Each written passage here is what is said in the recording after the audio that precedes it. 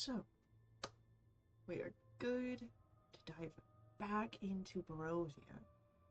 But before we can return, why don't we learn a little bit about who we have at the table? Hi, I'm Connor. I'm playing Valen. He is a drow shadow magic sorcerer that hails from the underground and has been traveling the lands above and now Barovia with his shadowhound companion Nyx.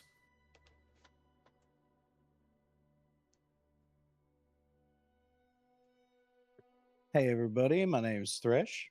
I am playing Flat Top Slowhand, a tiefling gunslinger from parts unknown. Uh Seeing how things are going, seeing how this flushes out a little bit more.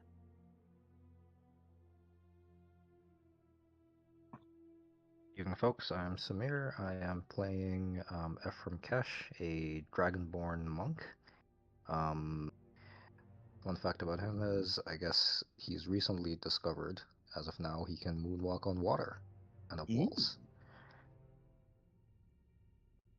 If he's fast enough. And I'm Caitlin. I'm playing Jinx. Jinx is a mischievous and curious Blackford Tabaxi rogue inquisitive. This week's fun fact about Jinx is a promise that he has made to himself recently, which I guess is akin to a New Year's resolution, is to find a way to repair the hairline fractures in the interior of Gerald's glass sphere. He would do anything for Gerald. I should make a note of that. Maybe you should. Is that really was that really like in question Noteworthy. though? Like that should have been obvious. Well, I knew that there was a deep connection there. That's why I froze him. Yes, thank you. Alright. Well then, let us return to the realm of Brew. Where we left off, you were standing atop the highest point of Argynvostholt, looking out over the realm.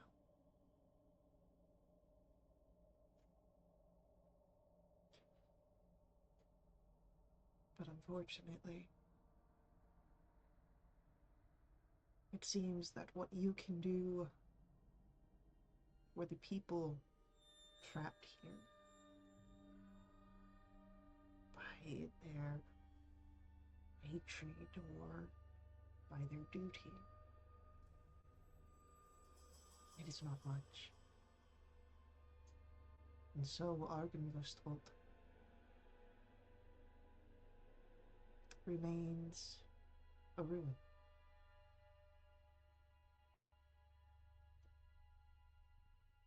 And it is now a question of our adventurers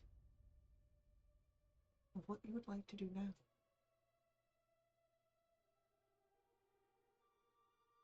Is go home an option yet? You can definitely leave, but I don't know that you'll make it home. Interesting. So I'm going to take it that the answer is no.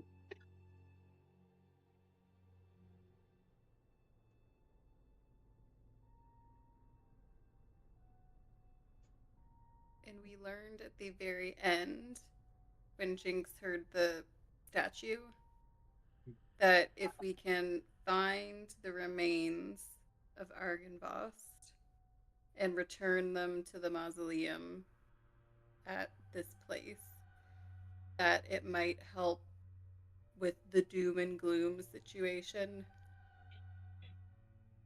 That I think is, if my memory serves. you definitely heard the dragon gargoyle talk. Um, and yeah, I feel like that is an accurate representation of what was learned. Do I remember correctly that Strahd also said something too?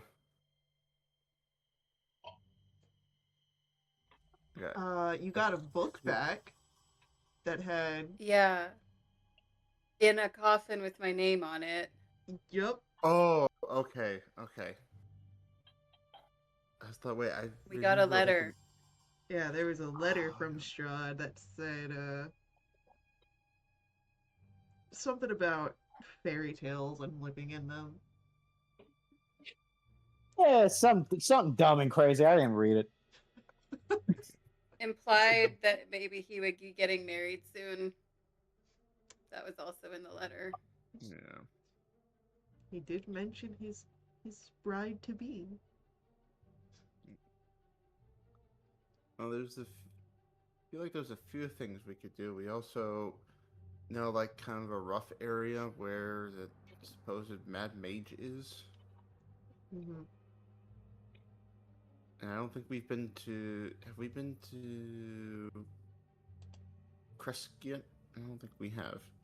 Not yet been. We've I mean, We dropped some kids off at the gate, yeah, I you think. you Yeah. got to the road, and then the gates were like, okay, you can't come, and then they ran off. Oh. What? You can't sit at the cool I kids mean, table and they took off on us? Essentially, Wow.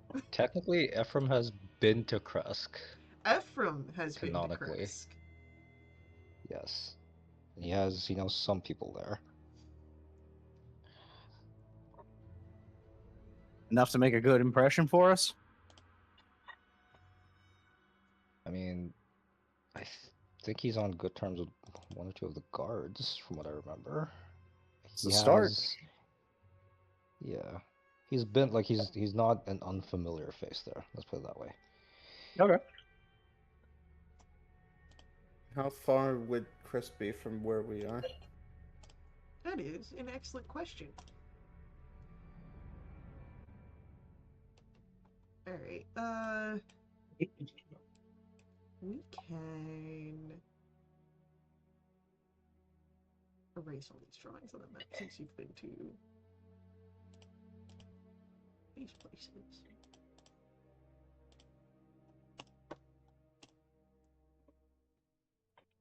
Okay, so Argenvostolt is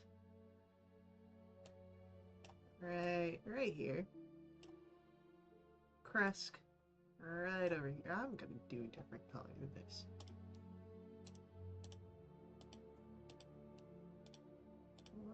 Down. Right, y'all, right here. Kresk, right here. And then the mountains that for the Mad Mage are up here in that area. What's he upset about? Did we discover that yet? No, you guys haven't even tried to find him or talk to him. Then you got Is that why Ravenloft. he's so mad? Rumor. You've got Ravenloft No one right cares. here. It's the big castle right here. And we have no leads on where the remains of Argenvost is, aside from his own musings that he suspected his enemies probably divvied them up after they killed him. Right? That is correct. It would make sense for Strahd to have his enemies' remains displayed somewhere close to him. I guess like the armor would get divvied up, but the actual remains might be a trophy, right? Put past him. He does seem That's like my that thoughts sort of as well. fellow.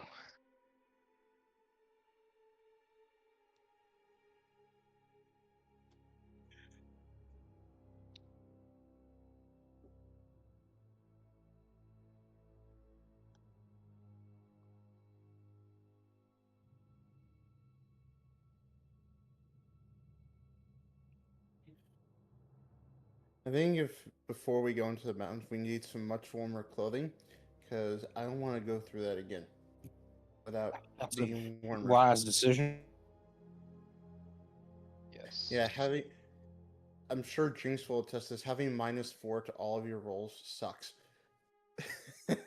Yeah, it does. Yep. For like 4 sessions in a row too. It was a very long time. I will just say if Chris gets closer, I So we've got suppose Just Crest about. over there, and then this is Is there a tower by that? that's Oh, Velaki, and yes, that is a tower. Is that where we remember think if the we guy with the saber-toothed tiger went? That Oh is not yeah. even a think. You are almost positive that is where he went because he did tell you about a tower that you could find him at. Okay. He could have warm clothes. He was another traveler.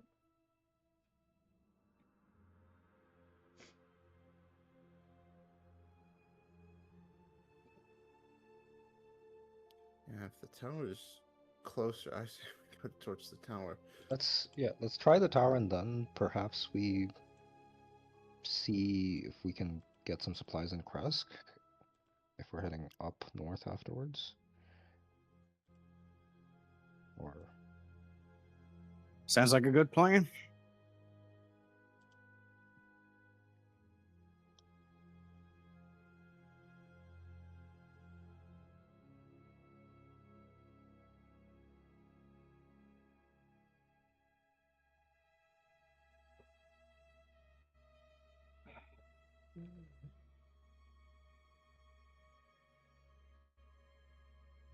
I'm gonna say before we leave Argynvostholt, I think um uh, Ephraim's gonna leave one of his little dragon carvings at the top and take a bit of wood to carve something new.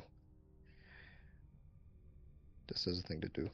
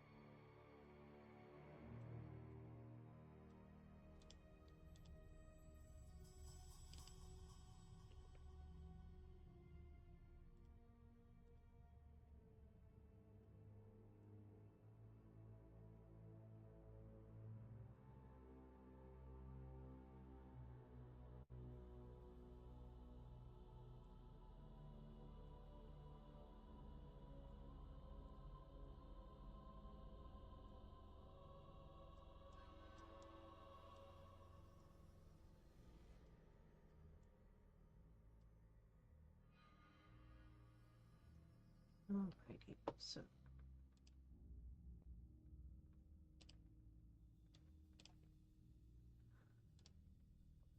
we set out.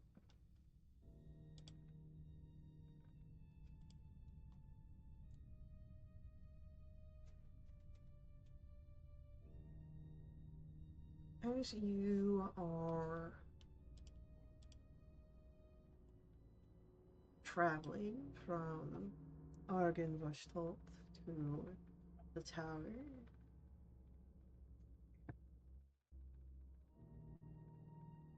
this is going to be a few hours of travel. Likely you'll be arriving just as evening falls, maybe a little after.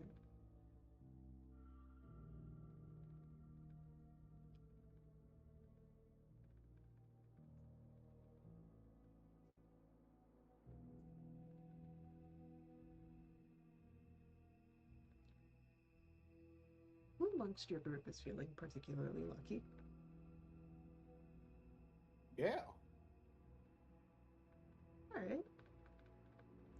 Why don't you roll for me a d20?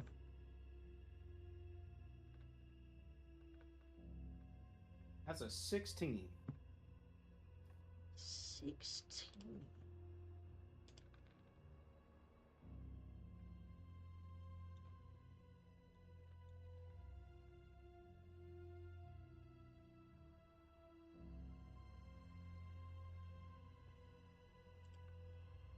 All right. Travel is going fairly well. Nothing seems to disturb your group as you move.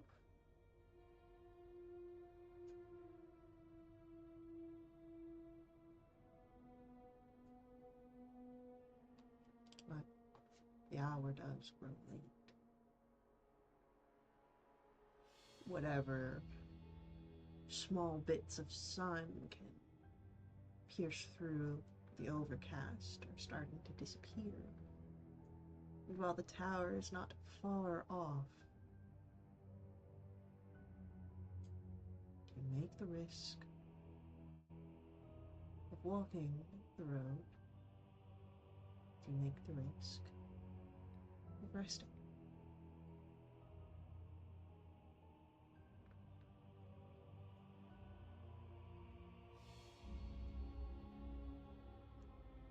I'm in favor of walking. Let's get to shelter instead of camping out in the open.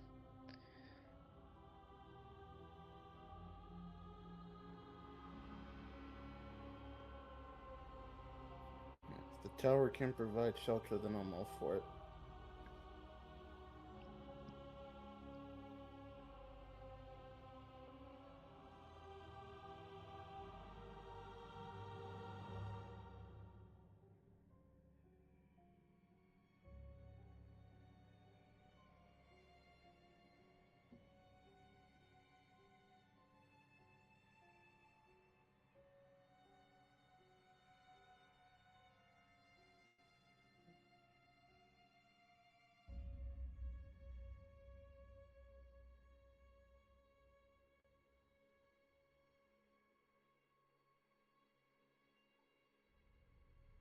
If the group wants to keep going, Jinx is fine with that.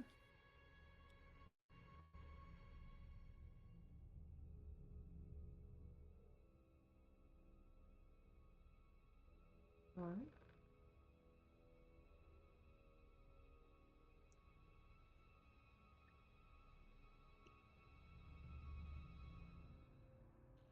As you press onwards for the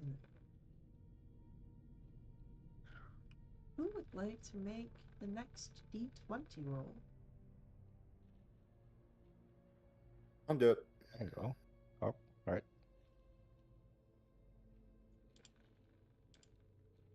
That's a 19.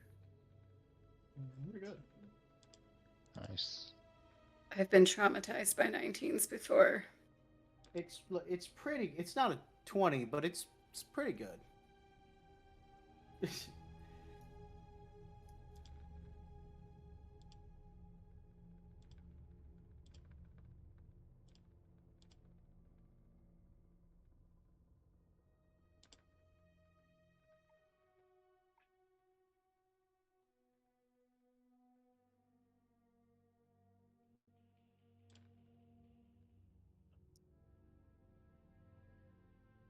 As your group walks,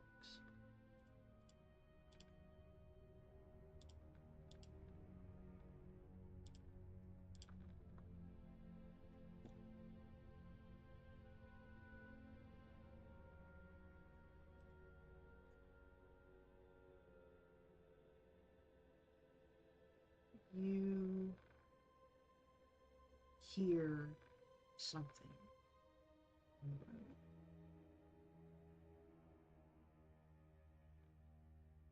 It's the plump hooves on the dirt.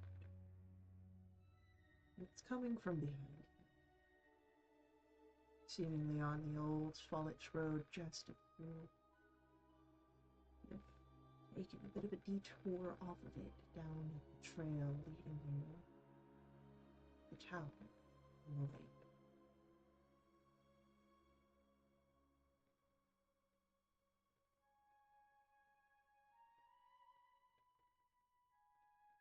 As you hear these footsteps coming from the road behind you, you do anything.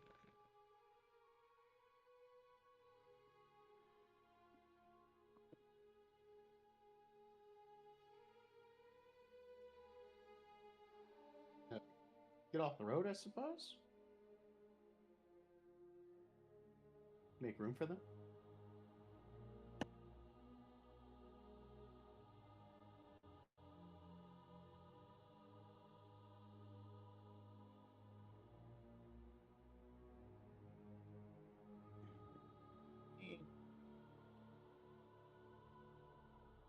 I'll take a look behind. Like if I'm looking backward, I'll just take a look behind me. But Yep. I won't get off the road quite yet. Sort of standing at the edge of the road, seeing if perhaps you need to make way. You look behind you. The first thing you see out of the mist settling in for the night is the horse. As it steps out, you can see the armor, the barding, old, rusted. The next thing you see is a hand holding a lantern, sheds no light. And then the rider, face searching. The thing that strikes you is that there is no skin. You see just the skull of this rider, much the same ruined armor to its mount. And for a brief moment, as it's moving through, it pauses at the turn that Holgrim has taken. You see that lantern that swings, while there is no light shed. There is something that can be seen.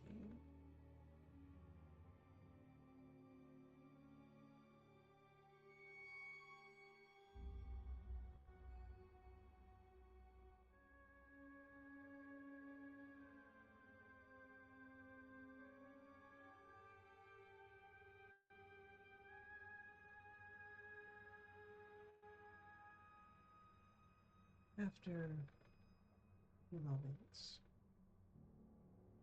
the rider returns its attention to the main room, bringing along the gaze of the lantern as they ride past.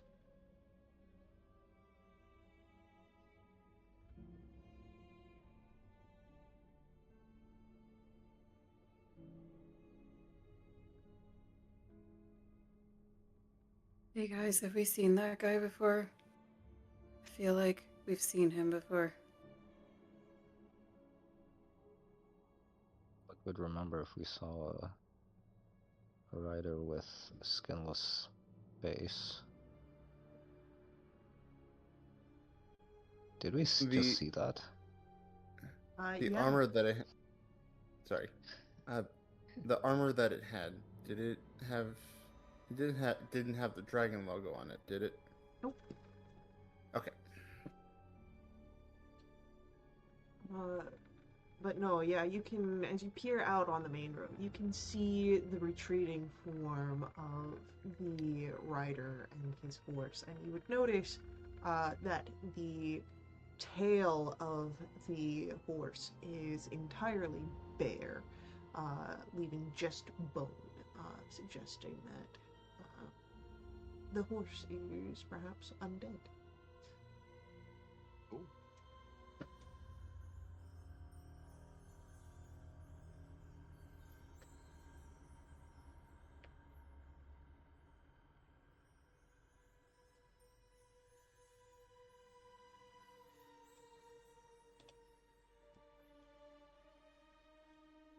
But the tower awaits you.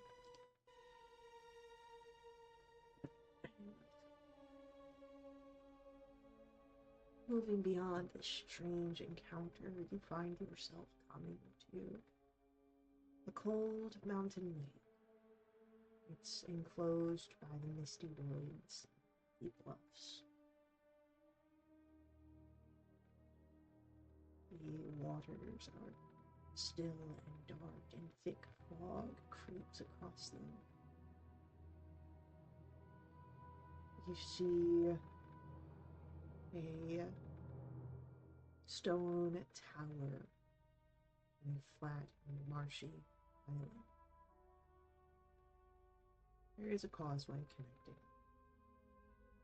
You can reach it. But you would notice, of course, that the tower is old and decrepit. Collapsing scaffolds that cling to one side, a large gash having split the wall. There are time-worn griffin statues, wings and flanks covered with moss, perched atop buttresses supporting the walls. And parked at the base of the tower, within sight of the entrance, two wagons, and not far off, a horse.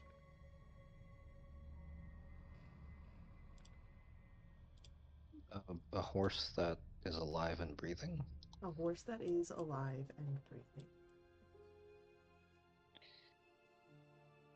Is this horse familiar in any way? To Jinx and Valen, yes. Last time you saw this horse, it was attached to a wagon driven by a fleeing half-elf.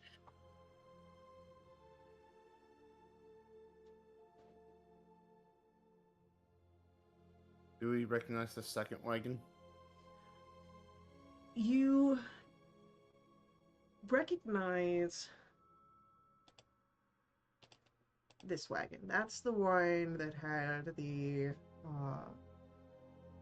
that was carrying a saber-toothed tiger. This one you do not recognize. It is, you would see, sort of covered in mud.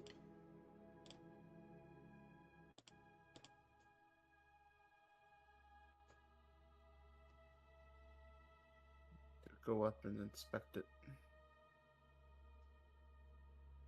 As you get closer, you would notice that underneath the mud, there is a coat of a purple paint.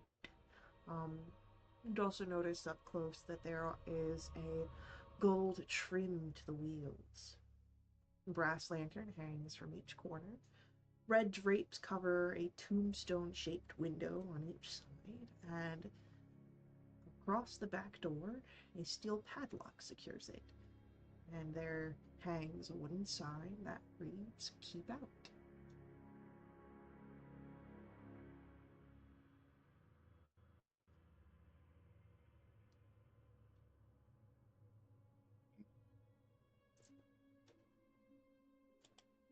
He's living out of this wagon, probably.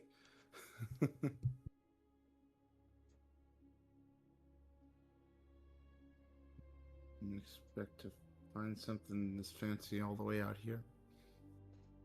Oh, that would provide more shelter than the tower, looks like.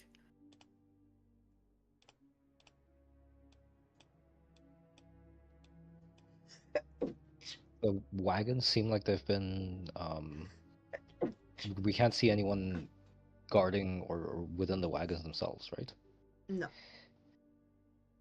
The wagon, the westmost wagon does seem to be damaged. It's not in the best condition.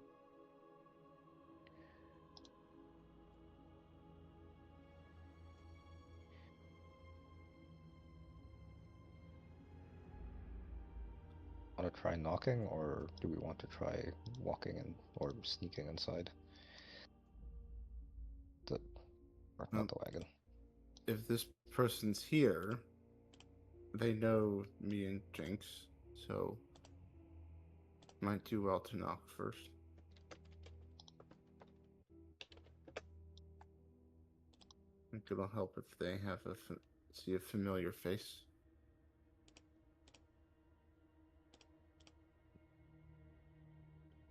You better do the talking, Jinx whispers.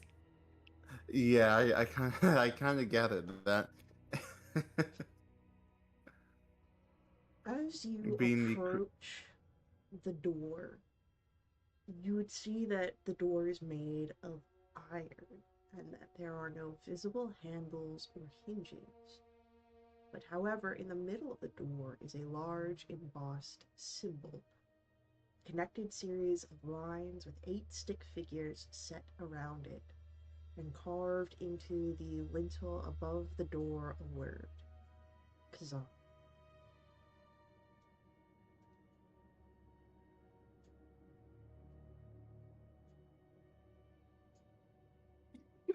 I don't think I've heard that name before, have I?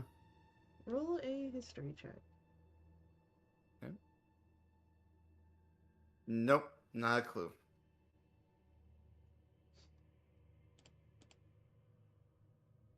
Nope, nothing.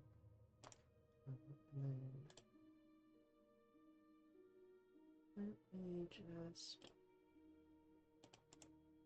What's this here? This is what the door looks like.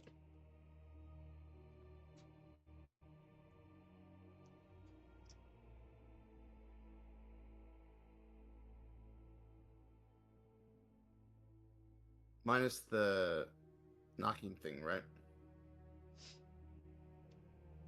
I mean, a knocker is not a handle or a hinge.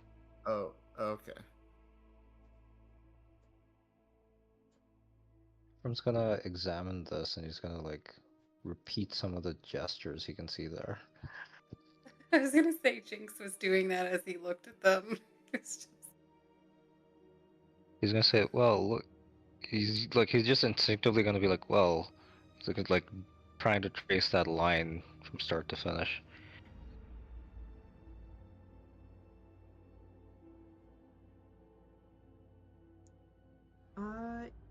Yeah. As you sort of follow the line, after uh, completing each point, there is a squeak. Um,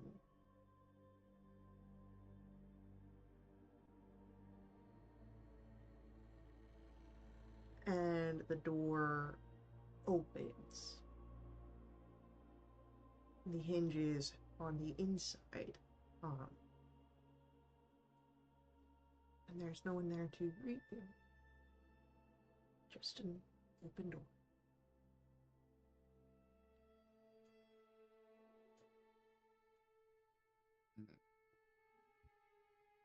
Not creepy at all.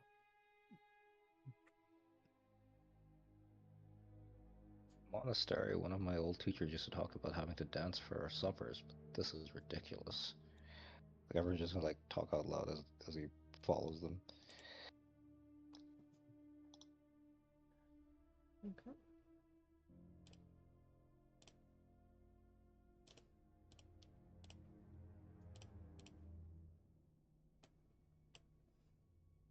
Moving past the curtain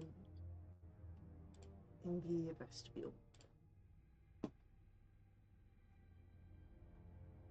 you see the flagstone floor strewn with debris.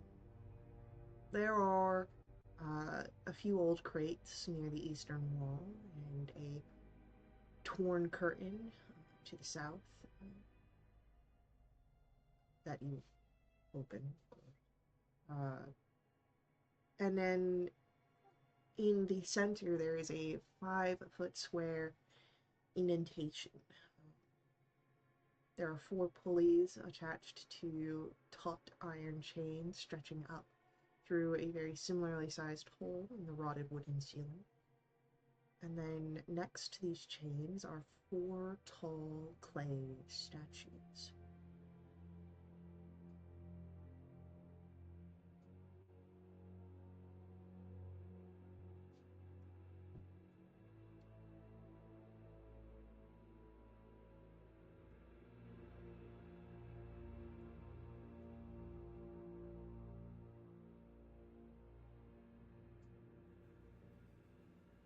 And then this center square is empty. It's an indentation in the floor. Oh. And there are chains. It seems to Oh. be as you look and follow it, an elevator of sorts. And if I look up, can I see a platform or any platform?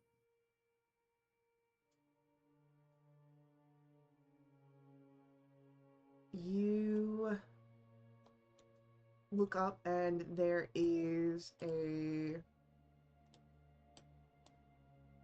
platform all the way up at what looks to be the 4th floor, where it seems to be resting.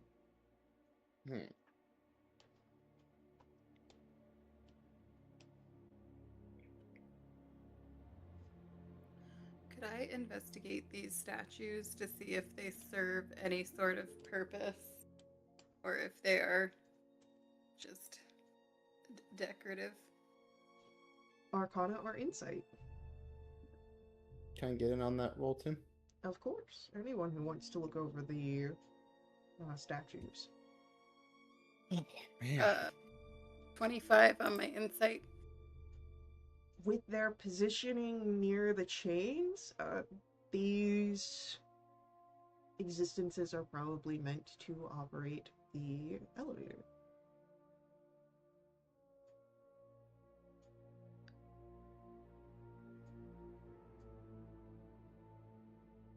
Oh, that's interesting. What? I think these statues make that platform go up and down. As soon as you say down, they activate and start pulling the chains and lowering the platform. Yeah, I was right. It's not a quick descent, but eventually the platform meets you on the ground floor.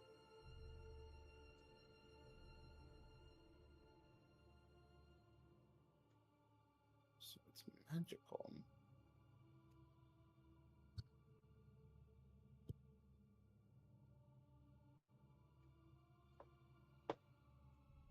We don't say the word,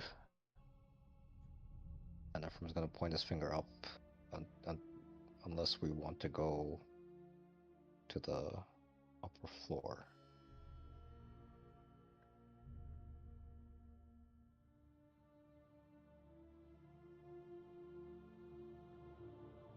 Is that it? That's it. There's not any other stairs in here. I mean, there are the scaffolds that you had seen outside,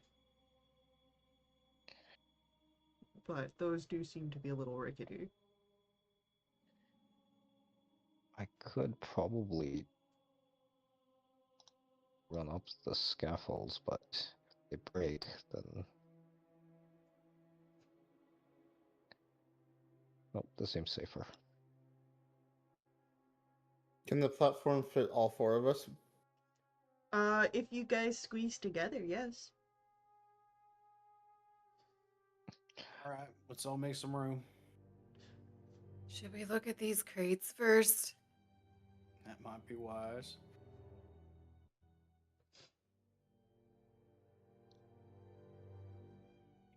anyone who wishes to look into the crates, you can easily do so. Unfortunately, crates are all empty. Boo. Fortunate. I will say something here, Valen. You feel a little odd in the tower. Well, odd. A little odd. Like there's a part of you that you can't reach.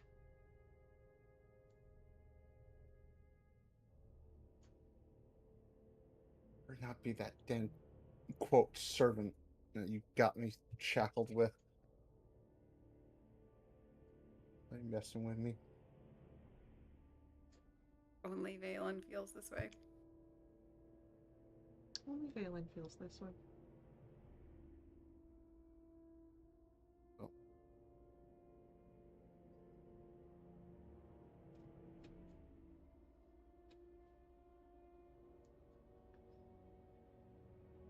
So, after checking the crates, you all, of course, can crowd onto the center platform. What is the command?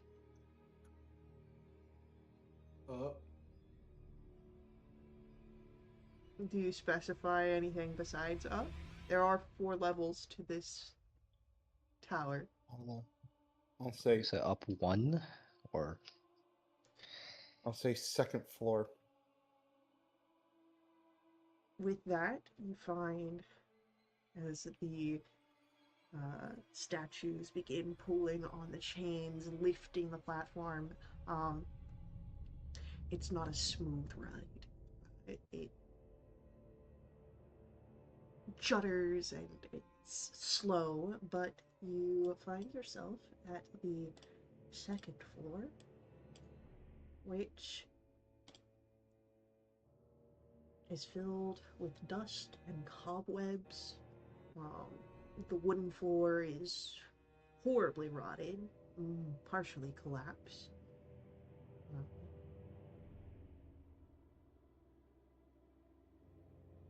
Nothing else here. That was quick. Well, you asked to get to the second floor, so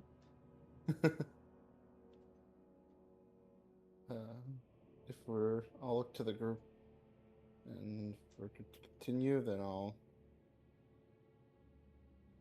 say third floor. That's good.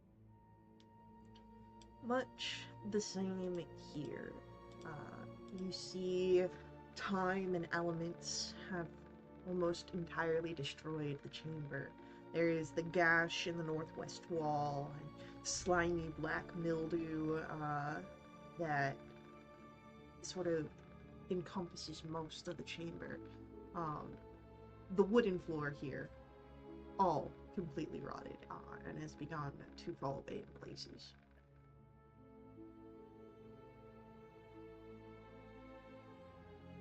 Think here, Ivan. All right, we'll go one more. I'll say fourth floor. The fourth and final floor. As you reach the top here,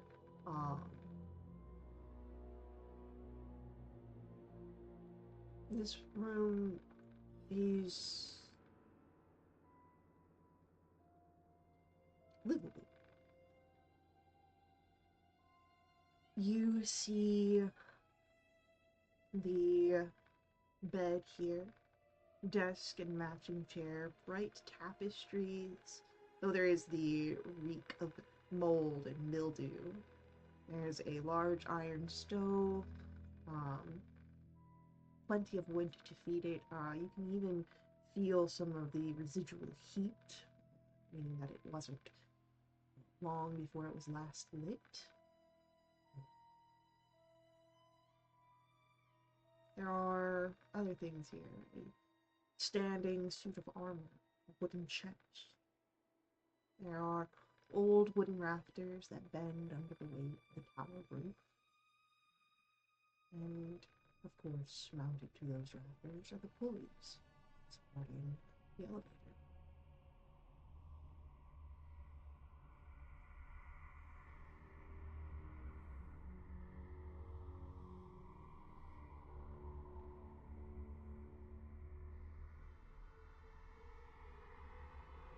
Obviously clear somebody lives here.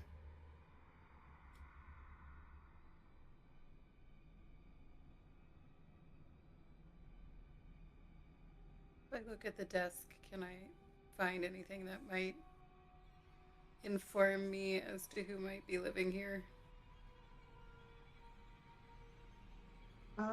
Looking at the desk, while there are implements for writing, quills, inkwell, pen knives for sharpening the foils, there are no papers or journals left.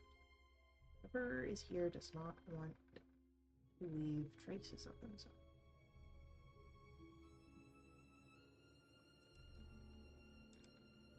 But as you move in that direction of the desk, uh, Jinx and Ephraim as well, since you're over there, the two of you would catch notice of a scent, one of lavender, coming from the chest.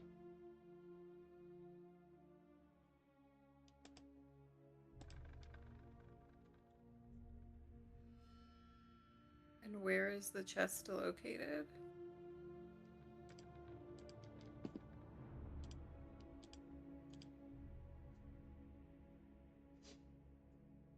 Right next to the statue. Oh, that's the statue?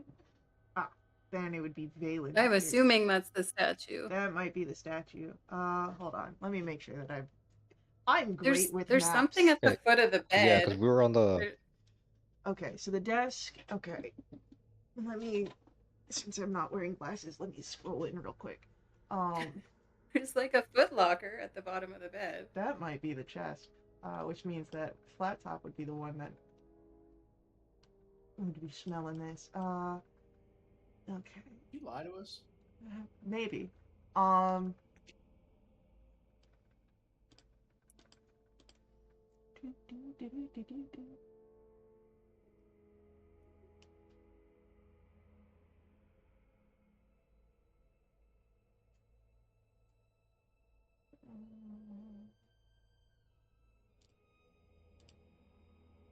Okay, yeah, so it's Valen and Flat Top that smell the lavender that come from the chest at the foot of the bed.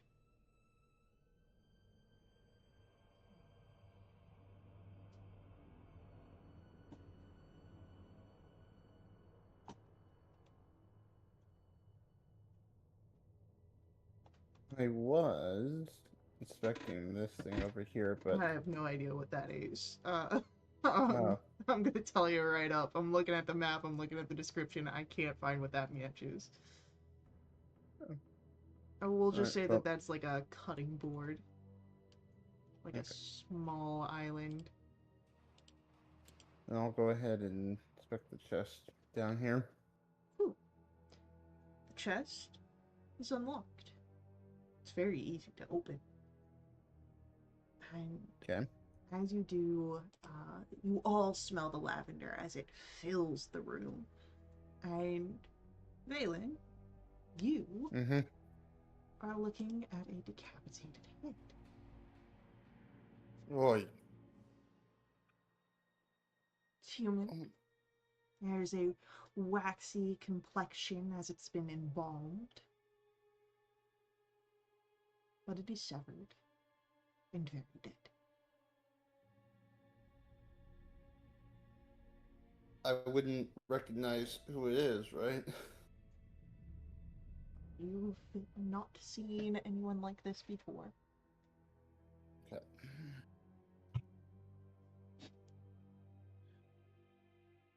And I'll put my hand like up to my nose. No, I know why there's all the lavender smell. And I'll point to inside. Oh, is there no flowers in there?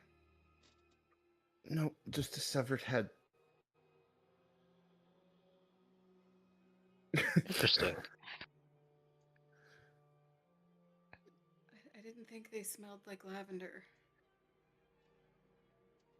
I think whoever put it in there used the lavender smell to cover up the dead smell.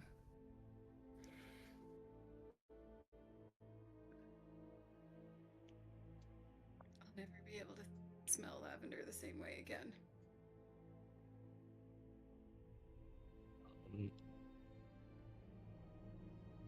Can I have Ephraim take a look at the head to determine like how long it's been since it's been decapitated and embalmed? Roll me a medicine.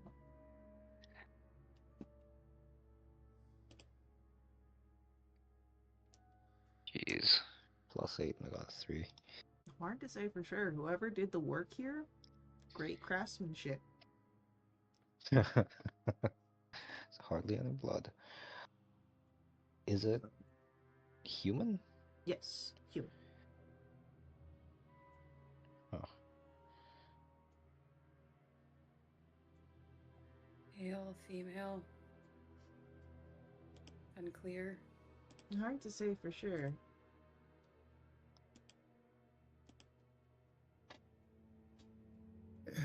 Is there anything underneath the bed? Beneath the bed? No. Okay.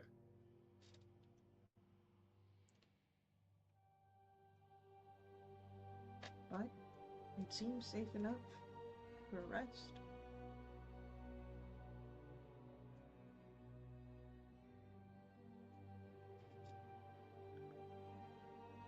No. Well, I haven't looked at the desk yet. Does it have like any compartments or anything with it? There are a few drawers in it, yes. Knowing from experience that whoever is living here has made certain precautions to make sure no one snoops around. So before you do anything, I would like to use my newly acquired spell that I got from leveling up. Every spell a sorcerer should have. Tech magic. As you go to cast the spell, nothing comes forth.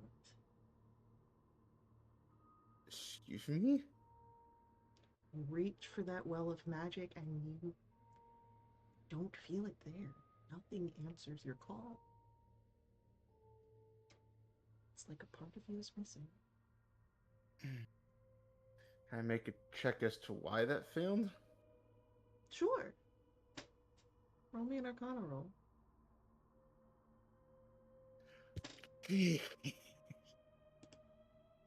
Maybe I just suck at magic. You have no idea. The magic's left you. Wow, man. Or if it didn't. I'll just say simply that my magic's not working in here.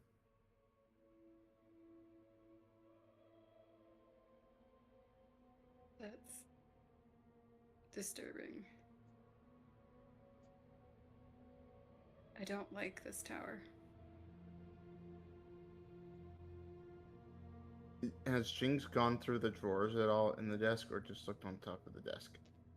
My intention was to look all through the desk to see if I could find anything at all that might Yeah, no, that makes tell sense. me who lives here. Okay. Yeah. Well, I will tell Jinx to be careful because right now I cannot sense whether it is magically trapped or not. Jinx has already gone through No. everything, and you've Oh, not okay. come across I'm anything. mischievous and curious tabaxi. It's already been done. Yeah. Okay. Jinx has so far remain unmagicated. From the desk, at least. Maybe if your magic isn't working, maybe magic traps don't work either. True.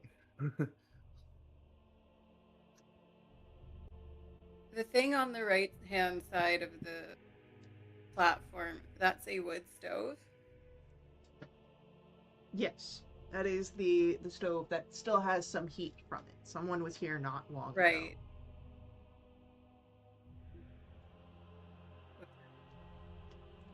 Lives here might be back soon, and they might not like that they have uninvited visitors. And I Is don't want the my head put in a box. Well, do remember that while there was one wagon outside that you didn't recognize, you did recognize the other one belonging to Rictavio.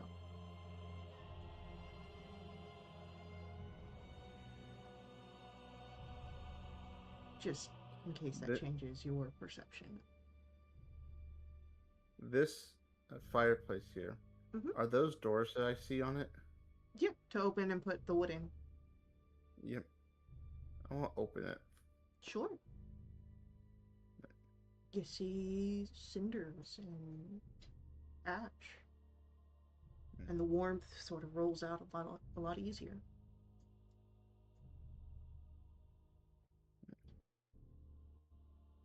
Okay.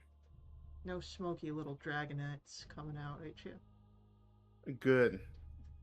Because I don't have evasion.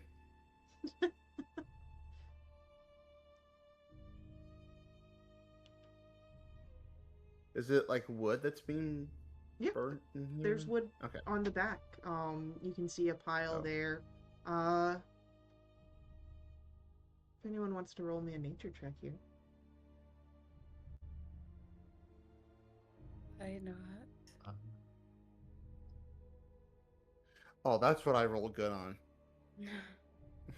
12. The wood 13. for both Valen and Jinx and Ephraim, the wood seems fairly fresh. Maybe gathered within the last 2 days.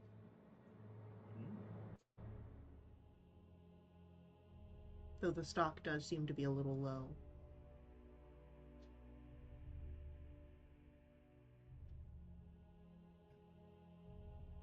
Does this statue look like anything in particular? Armor. It's a suit of armor. Just a suit of armor. No, like, emblems or Nope. anything on it. Nothing like that.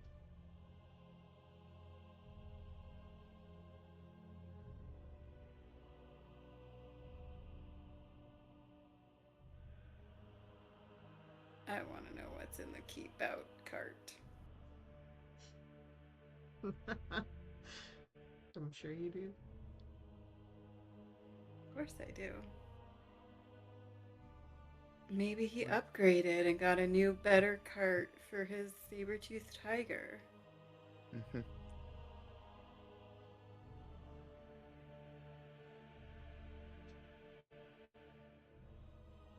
I don't think there's anything else here for us to find.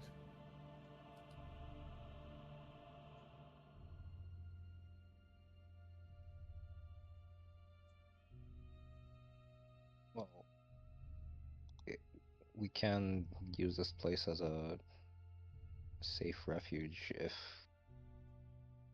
we are waylaid on the way afterwards. At least now we know how to get in. And it is also night outside, as a reminder.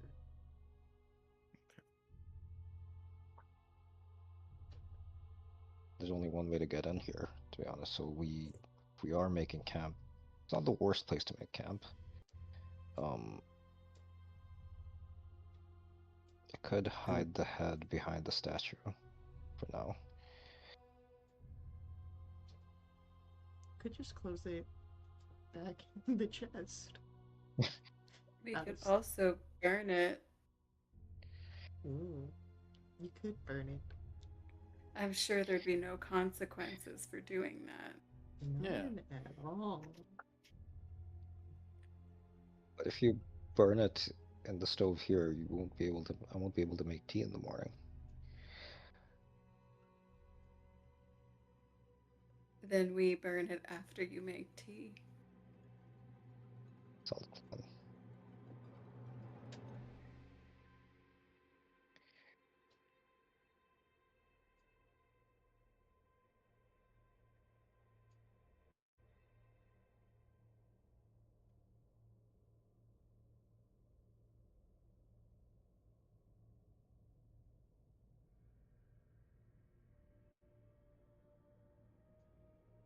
And then these on the outside, these are all. I assume these are windows we can look out of, right? Yes, those the at the cardinal areas northwest, those are windows. Everything else are like arrow slits. Oh, okay.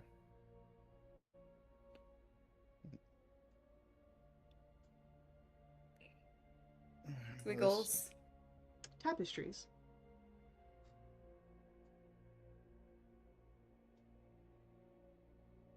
Most of them look to be about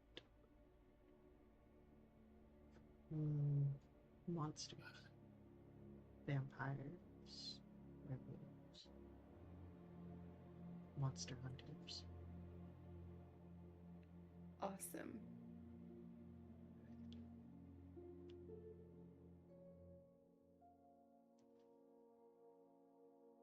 I love it here. It's either you rest in the tower or you rest outside.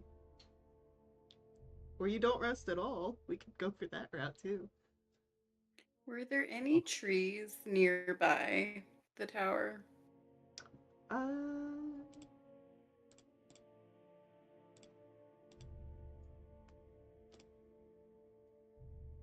Probably not.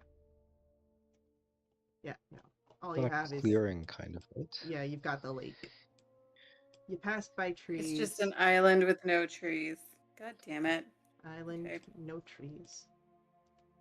Plus, it's a swamp around us, isn't kind of It's swampy, makes it. yeah. Yeah, I'd rather.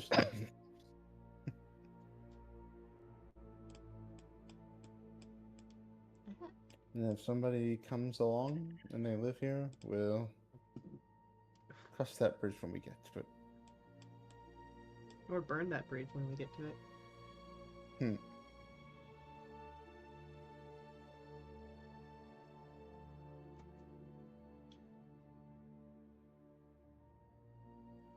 I'm assuming that no matter the perceived safety here, that there's going to be a watch. Yes. Yes. 100%. We can't rest and not have a watch. You could. I mean, the chain's Yeah. loud when they're being operated. Yes. So we should wake up if someone comes home. Fate, you're right. We absolutely could, but it would be stupid and dangerous given who our DM is. Yeah. So, in that regard, Well, no, we can't. well, staying on table, it would be like, well, we know magic doesn't work in the tower, but we don't know for a fact that, ghosts can't just walk through walls and come right up without using the elevator. So I'm sure let's blades work let's in keep the watch. tower. And fists.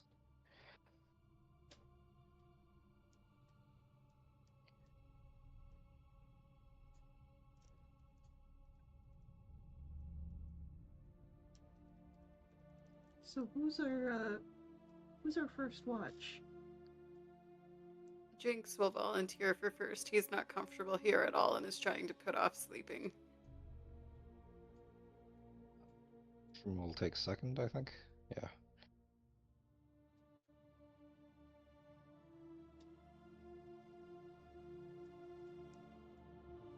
Who would like third watch? I'll take third. And Valen, would you like to join anyone on their watch? Playing into my trance, I about 4 hours, so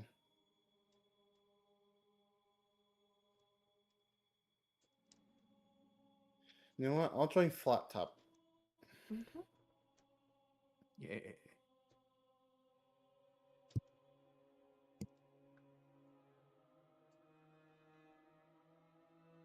Then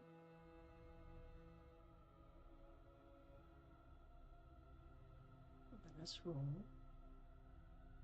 Jinx. A perception roll. Now, if I am tucked in this corner, not really moving around, can I make use of my new level 9 feature, which gives me advantage on perception if I move less than half my speed? Sure. Okay. That's a 30.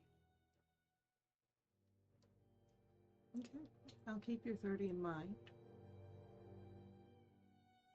Most of what you're hearing is the wind as it travels through the broken bits of the tower below, muffled by the floor and the risen platform.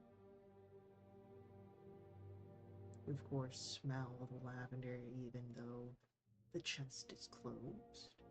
You hear the sounds of rest from your companions. As you look out into the night, darkness, mist. What's going on in Jinx's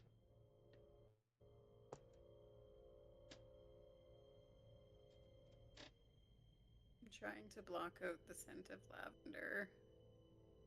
Uh, and I'm very on edge. I don't like this tower. I don't like what we've found here and the implications that magic doesn't work. And I'm thinking about that cart outside, the purple one, and if it belongs to Octavio as well. And I'm just trying to be super still and super alert to any sounds that might indicate someone or something is approaching, and I'm just on edge. Okay.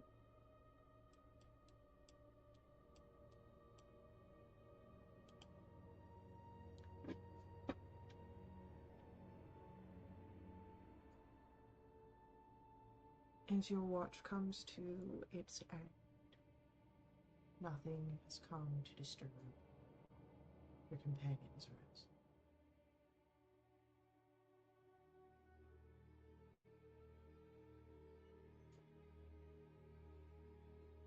Which means that, Ephraim, it's your turn for watch. Let's get a perception roll.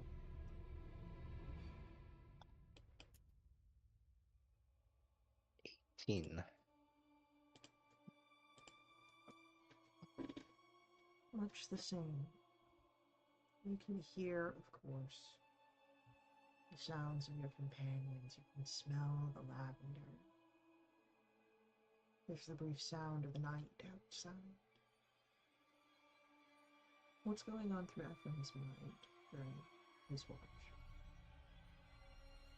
He's curious about the head in the box, to be perfectly honest. Because again, everything else in here seems perfectly pedestrian. You know, a bed to sleep in, a desk to write on, a stove to cook in, and he doesn't see like uh, a surgeon's table or herbs or something that would indicate this is someone who's doing this for medical reasons. So he's disturbed by it, and he kind of wants to like leave it down on the ground floor somewhere, but of course he cannot take that risk at this point. Who knows? There might be ghosts in the head itself. Given his recent experiences, he's not ruling that option out. As you're contemplating what you've seen here, Ephraim, you hear something faint, but from outside. You hear the galloping of a horse. not just that soft clip clop of the rider on the road. This is someone moving fast.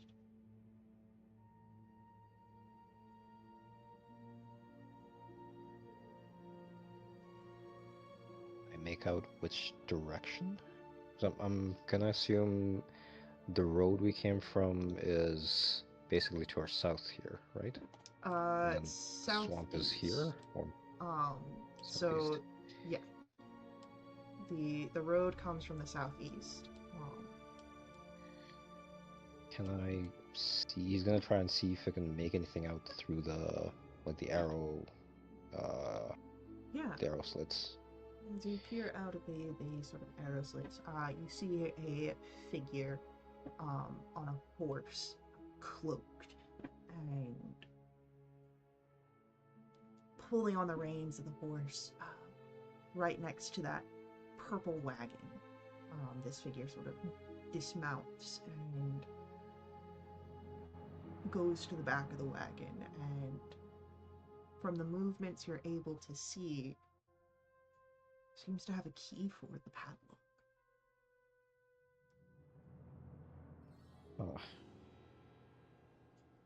Oh. Can I make out anything beyond the fact that they're cloaked or covered, or anything? Under the fog of the night, they seem to be of an average height. That's about it.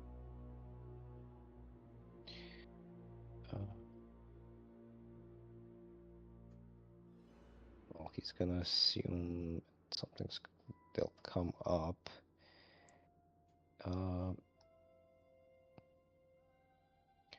I can see, like, let's see, Flata Villain are asleep at this point, right? It's not their watch yet. Well, Flat Top's asleep. Well, Valen's trancing, so semi-conscious. right. He's going to kind of nudge each of them in turn, so Valen first, and then Flat Top and Jinx, and then just quickly say, somebody's coming up, it looks like. They have the key to the door. We should be prepared. I'm just going to say this very quickly, and then... Well, they had the key to the cart downstairs. Oh, the cart, sorry. Mm-hmm. They're not coming into the tower, it looks like, though, right? No, they stopped at they stopped at the purple wagon. Oh, okay. Right, sorry. I missed that.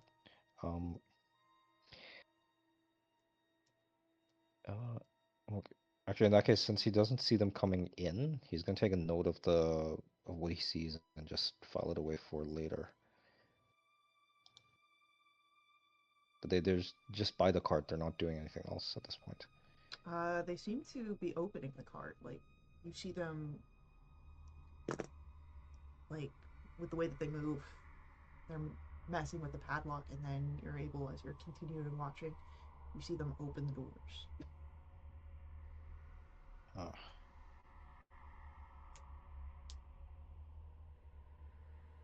He's gonna keep watching for now. See if he can make out if anybody comes out, or if what the figure takes out of the cart, puts into it.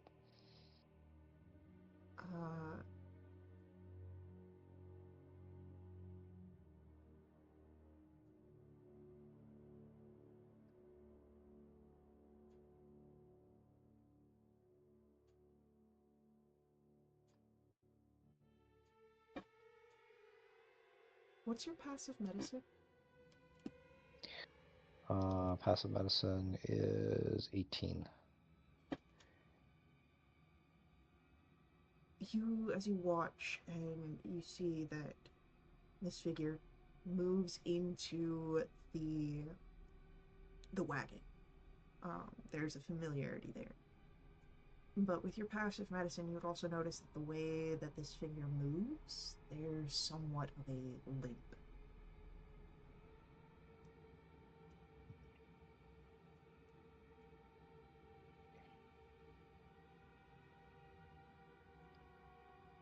Is this the person that Jinx and Valen were talking about earlier?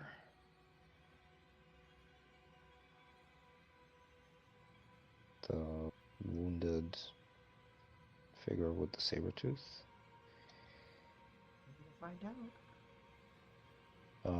Everyone's gonna go to Valen first and say, like, is that, just trying to knock him out of trance real quick. Can you see the figure down below? Does that seem familiar?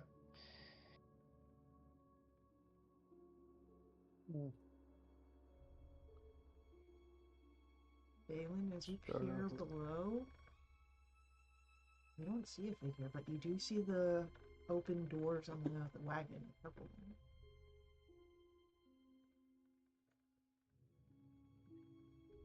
I'll look to. Excuse me. I'll look to. From. Is there somebody in the cart? Somebody was. Somebody opened it. Unlocked the padlock. They're either still inside the cart or they're gone.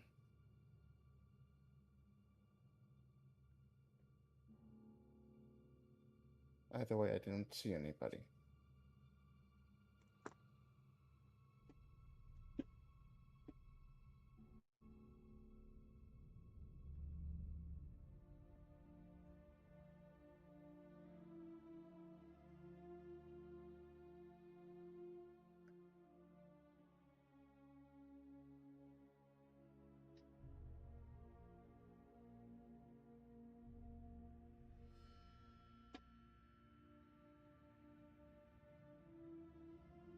I'll keep watching for a moment to see if I do eventually see somebody.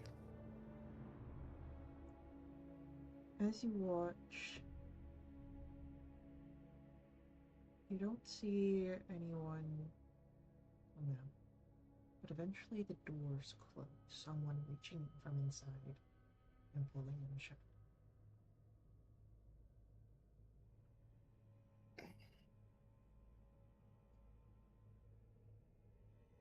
Okay.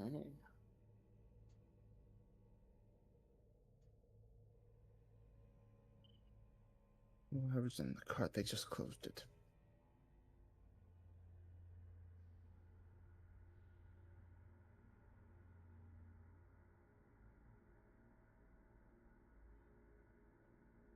And it's the middle of the night, so I'd rather not go down there.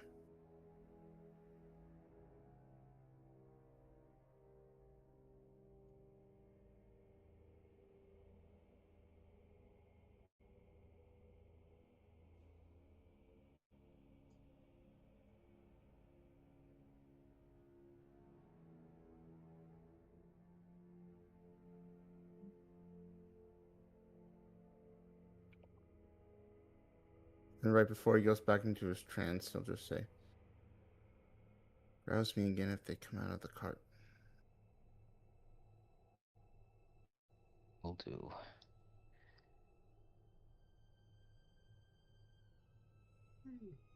The rest of your watch, Ephraim goes by without issue. The cart does not reopen. Eventually it comes time for the flat top and Balin's watch to start. Hey. Perception rolls, please. Yeah.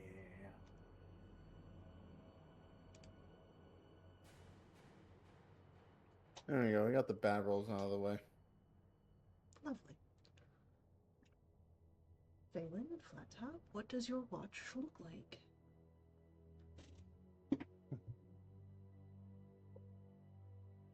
Well, I'll give a because you roused me from my trance.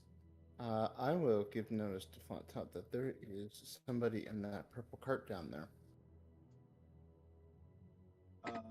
Flat Top's a little groggy, but he's, adjusting and getting himself up and at him. Creaky in the bones. And hearing there's somebody camping out front, he will draw and say, "Well, are we gonna go check this out, or are we just gonna hang tight till everyone else is up?" They don't know that we're here, and I'd rather not make any noise until we have to. So, let's wait for now. All right. Sounds like a plan. And you said he drew. You said Flat Top drew his weapon. Yep. Yep. What color did he use? Sorry. Ugh. Oh man. Yeah, you're so proud of yourself, aren't you? I You're am. so damn proud. Really pat yourself on the back for that one, Faye. You knocked that one out of the fucking park. Uh, I will say, because Valen has seen a few times now where Flat Top has used this device. I'm still playing it off the fact that Valen has spent most of his life in the underground and does not know what that thing is. So Valen's gonna point to that weapon. What is that contraption of yours? It's a pistol, bud. You ain't got these from where you're from? I don't even know what that is. Yeah, well, I can go through the niceties of it if you want, but you know, it's from where I'm from. You ain't got to. You ain't going nowhere far if you if you don't got one of these on your hip.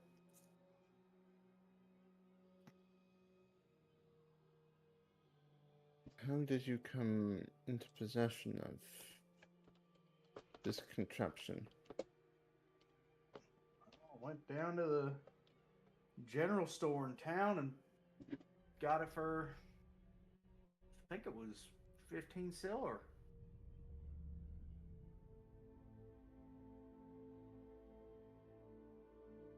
That was only 15 silver pieces. It took me a couple weeks to save up for it, but once it got time, I was about ready to make a name for myself.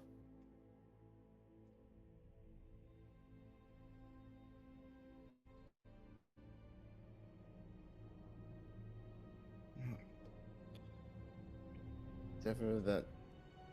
I know he just said pistol, but Valen's still referring to it as the thing. 'Cause yeah, Fair enough. yeah, he'll say, whatever that thing is, you seem to be pretty adept with it. Time I've had, it's pretty necessary. There was a time I wasn't as good with it, and that's how I lost the horns.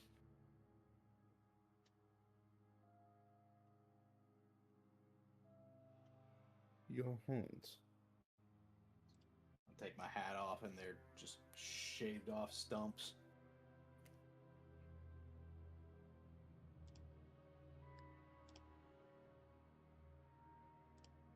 I understand that.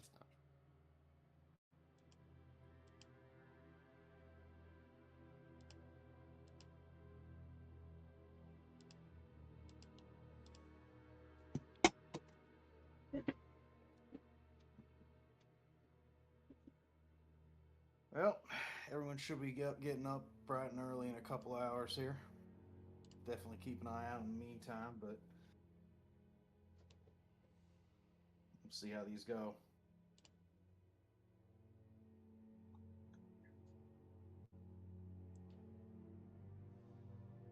As the rest of your group is starting,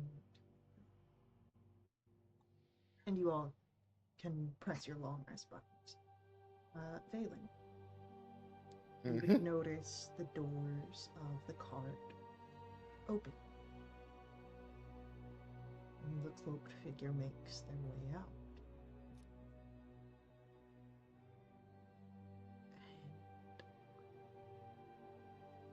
You rolled a 23, right? Yes. You see in the brief moment as this figure looks around to the sky, the face of a woman. She locks up the weapon and makes her way towards the lake.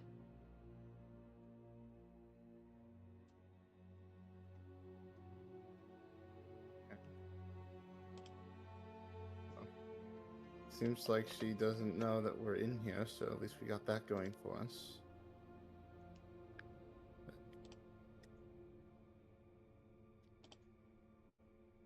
I don't think Jinx has been made aware.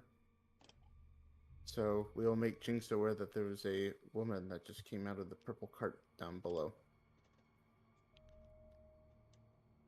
Oh, where did she go? She's moving toward the lake.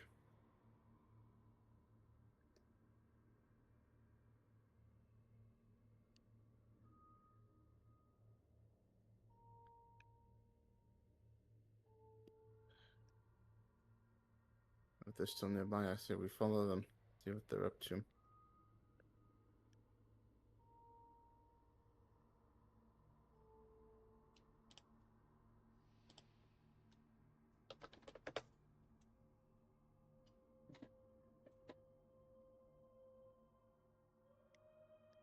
I mean, yeah, if you want to, you know how to operate the elevator if you want to Yep. follow after.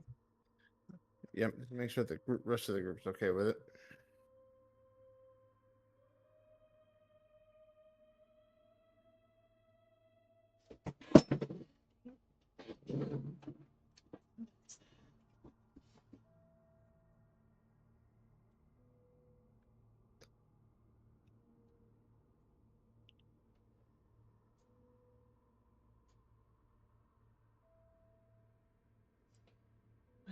Jinx definitely wants to know who this person is, so he's Yeah. happy to.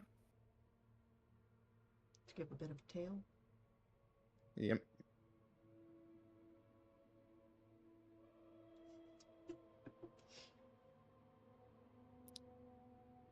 Sure.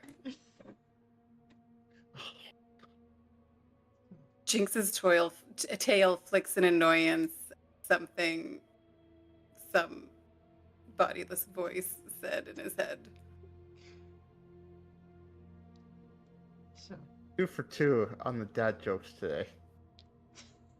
you think there's only been 2? There's only been 2 in this session. So yeah. Your group is able to give the order. The platform descends.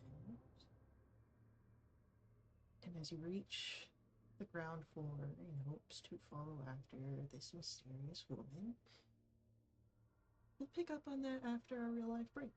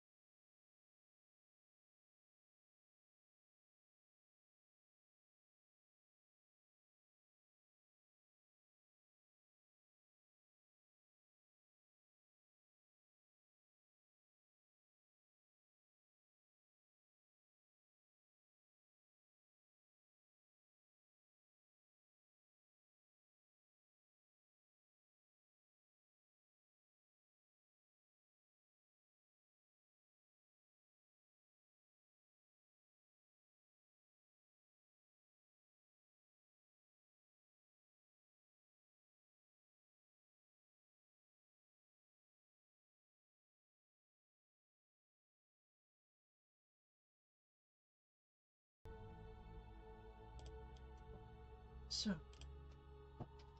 as we return, it is morning. And the mists, the fogs, they are here, but they are diminishing. And you have the lake. And in the morning, it is fairly easy to see the form of the mysterious woman at the lakeside.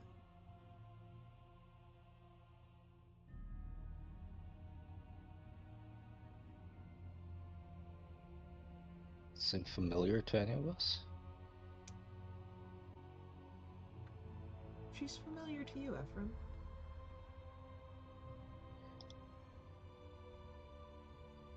Is this Esmeralda? It is Esmeralda. Right. You can see as she sits at the edge of the lakeside, there are bandages, freshly wrapped. Huh. So this is Esmeralda's tower. Again, this is from like thinking out loud. He'll tell the party that I recognize the woman. She's a Vistana, a monster hunter. Well, as that explains the head in the case, potentially.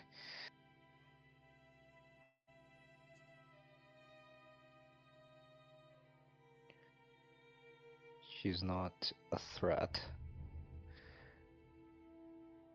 Maybe useful to... And she seems wounded. Maybe useful to head down.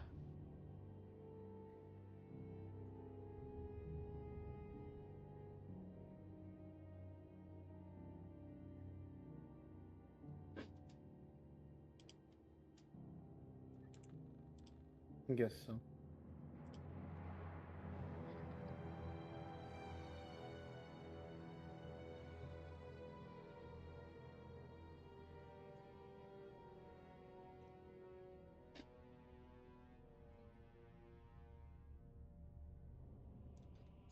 You think she'd help us?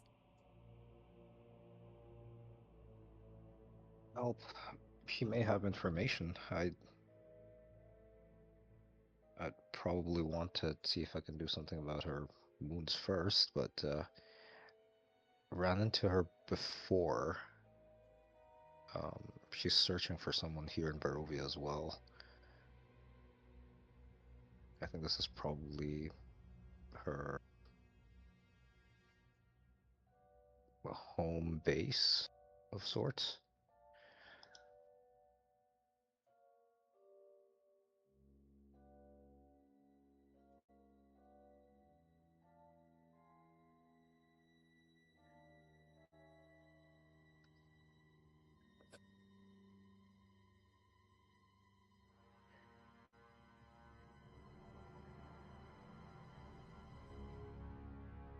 Help we could get would be welcome.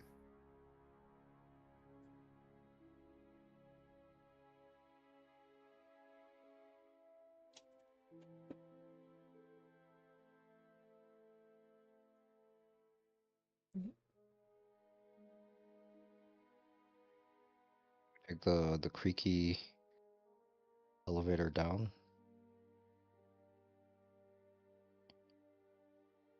Well, I'd say at this point you guys are like already on the ground floor, having seen Okay. across the Oh. fields.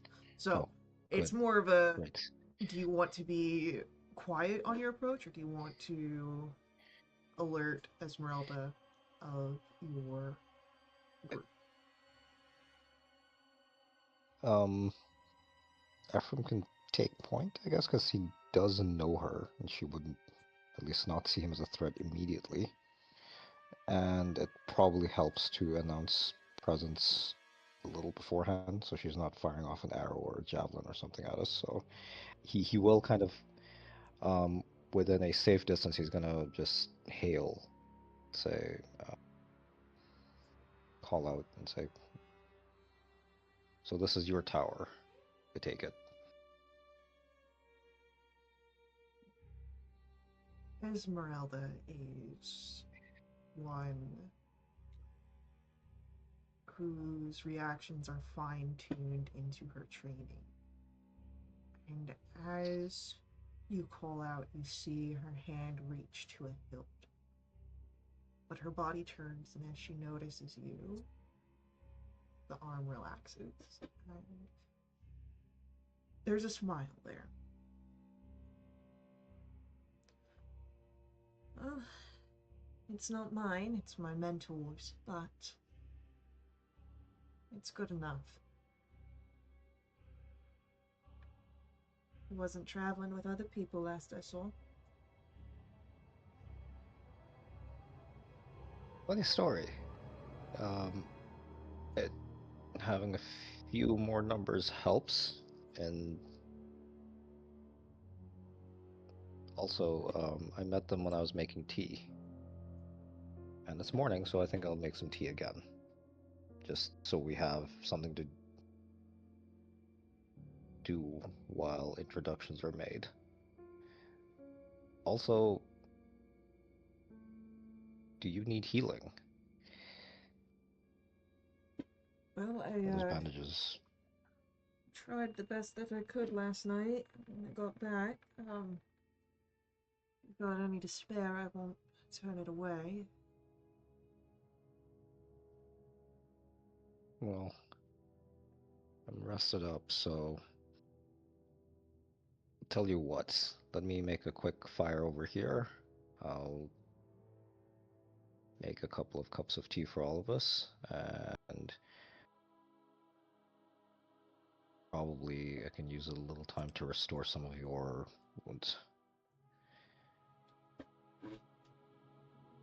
She nods and seems to welcome you all to her little area next to the shoreline. You'd see that it's close enough to sort of reach the waters, and she's got a rag nearby. It seems that she was perhaps in the process of washing off some of the grime and blood that you can see now in the early lights. And while Ephraim, of course, has seen this before, the rest of you would notice that her right leg is underneath the knee, a prosthetic.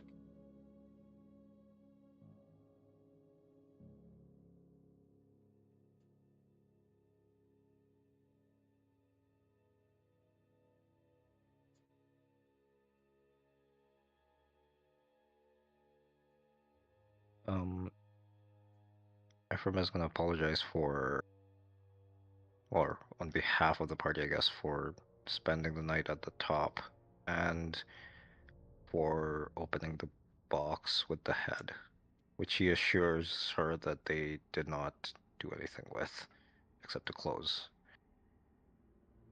Well, as long as you didn't mess anything up in there, it's no issue that you slept up there. Oh. The head baffles me. It's my mentor's, I'm certain of it. The head is not of my mentor, but he's doing something with it.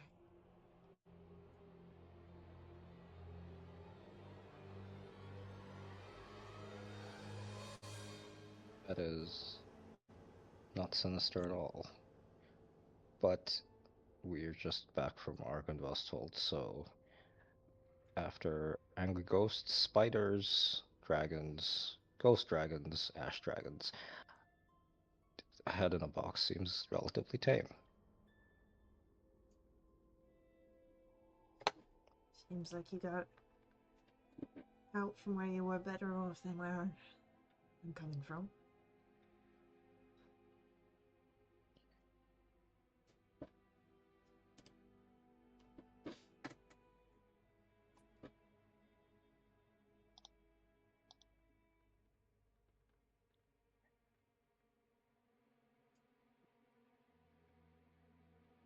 We this is probably he's probably gonna like ask Valen and Flat Top and Jinx, do we are headed either to Kresk or potentially to Kresk and then the mountains. Is there any knowledge you could share that would help us at this point? Or any warnings you could share? Those particular areas? No. But, just, keep your wits about you. Strahd's a little pissed off at the moment. How's that? Why would that be? That's where I, just escaped from, was, trying to go against him. Ah, well, You. Hyland's kind of stunned by this. You were at the castle. I went to the castle, and came back, barely clinging to life. I'm hoping to maybe find a mentor and see if we can take on Strahd in this nightmare.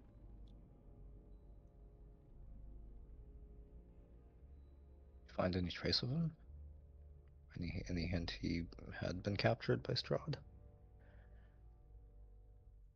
Captured by Strahd? No. No, but he's here in Barovia. Quite recently. She kind of glances back to the tower.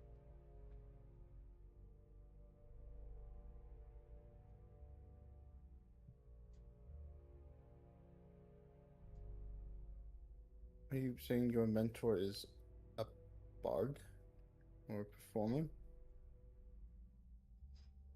My mentor... Octavio, right? No. No. My mentor is a master monster hunter. Rudolf van Richter. Wouldn't be surprised if he's crafted some elaborate persona. The man's not the fondest of honesty.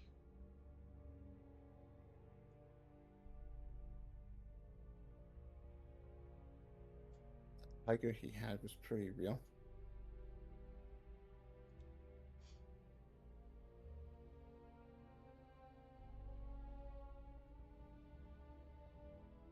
What will we do next? If you've just escaped Strahd's clutches, lying low would be the practical thing, but I don't think that's something that's in your nature to do. The practical thing would be to travel beyond the mists. But as you said, it's not really within me.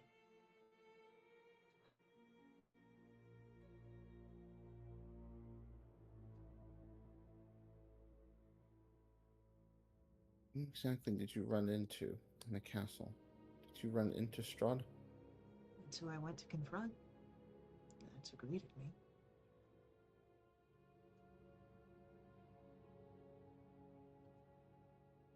He have... I'll give her Irina's description of what she looks like. Ask her if she saw her at all in there. I didn't see anyone else in the castle, but I wasn't scouring each and every room. I walked up, challenged the Lord of the Land, was met.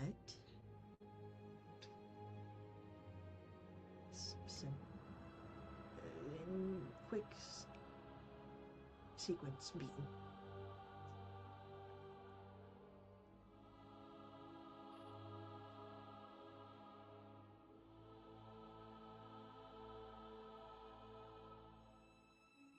We know Strahd's potentially had his eyes on us as well.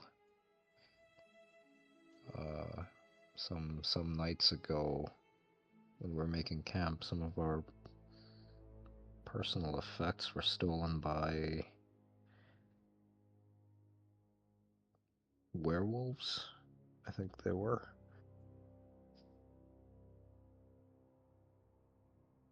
Do you think he let you escape?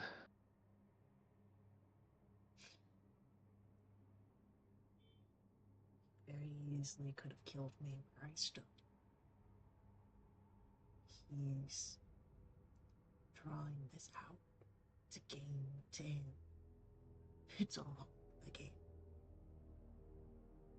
Except the people that are here living it. Not just you all who got trapped here, but my people too. Trapped under his thumb.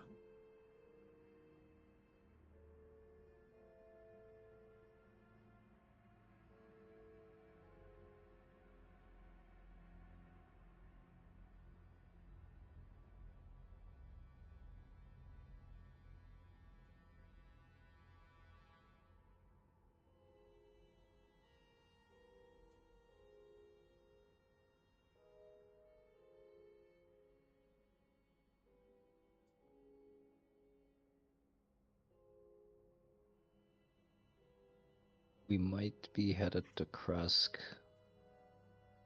before we head to look for the mage in the mountains, but is there anything you'd like us to take to Kresk if we head there? Or any word you'd want us to leave for anyone there? If Van Richten's not there, which I doubt he is, there's no one there for me.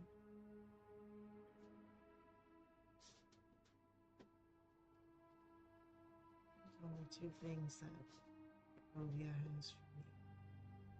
It's Van Richten and Strahd.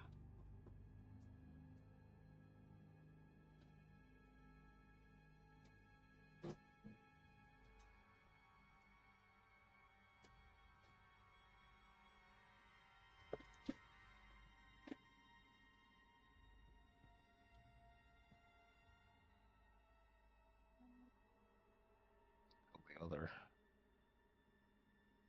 point.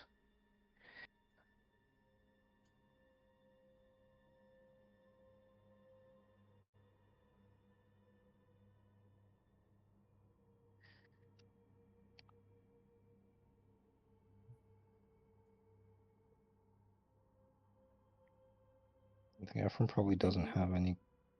Sorry.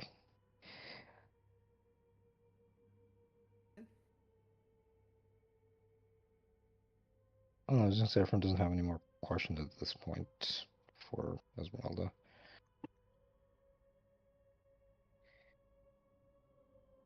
I have a few. My audio dropped for a couple of minutes, so I'm sorry if any of these have been covered already.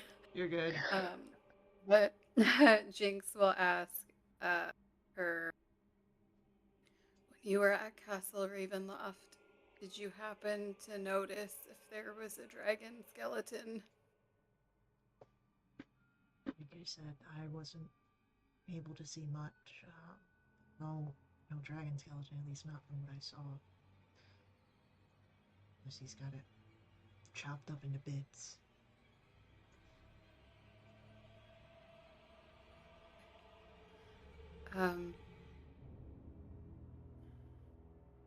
It's looking like we're probably going to be confronting him at some point. We're trying to gather support where we can. We have at least one other person that's said they'd help. Would you be willing to go back and help when we do? As you speak, Esmeralda looks over to Ephraim and what was it you said about numbers? I'm not even tied to this place. If you need help going against him, you've got my blade now.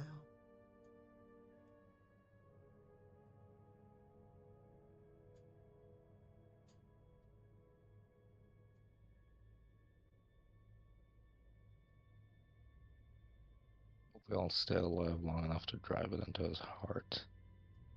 We can actually get out of here.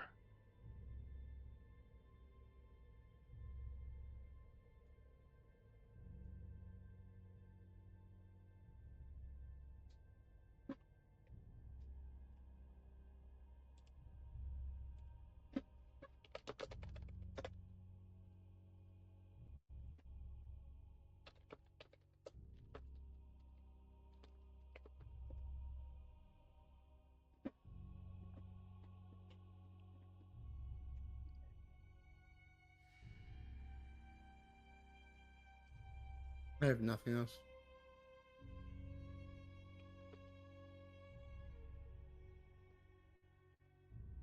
One thing Ephraim's gonna ask at the end is when you made your way in, when you challenged Strahd, were any of his, or did he have attendants or his familiars or any servants with him? I'm sure that there were some there, none that I could see. None he used against you.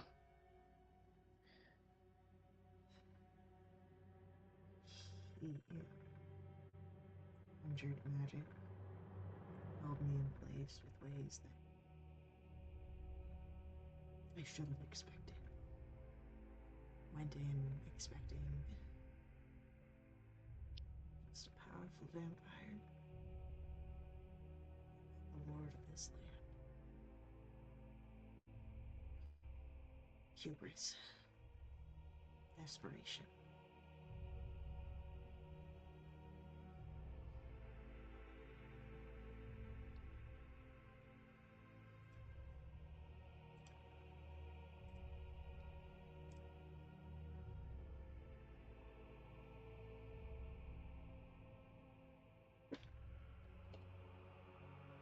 They'll live a little longer. For all. Standing against him, it would still be desperation, but slightly better odds.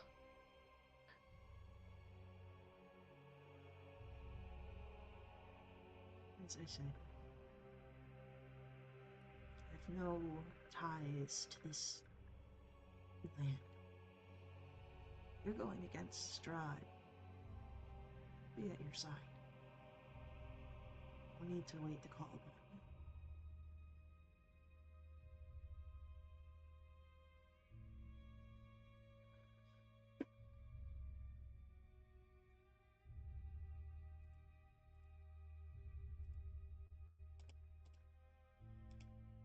Also, was it covered in the time that I've been frozen, whether or not she's seen Rictavio? She has not, from what you've been able to hear, but that wasn't specifically addressed. She just knows that her mentor is here, though from what she said, her mentor is not a half-elf by the name of Rictavio, but a master monster hunter of the name Rudolf van Richten, who is a man is not on good terms with honesty, is what we'll leave it at. And did the head in the tower come up? She said that that was business of her mentor. and that it baffles her. Awesome. Okay.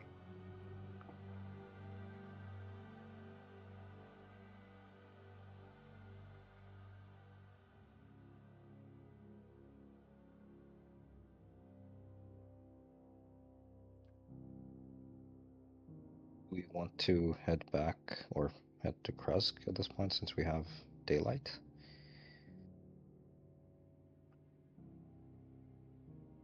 So we can have some supplies or attire appropriate for heading into the mountains. I do think it'd be wise to collect up all our needings and personals.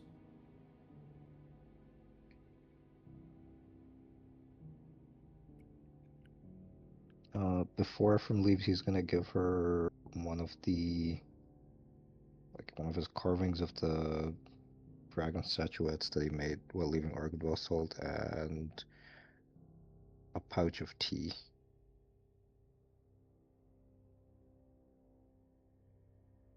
Or tea leaves, sorry. Now, before you all leave,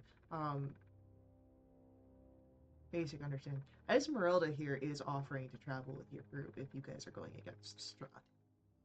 So this doesn't have to be a full goodbye.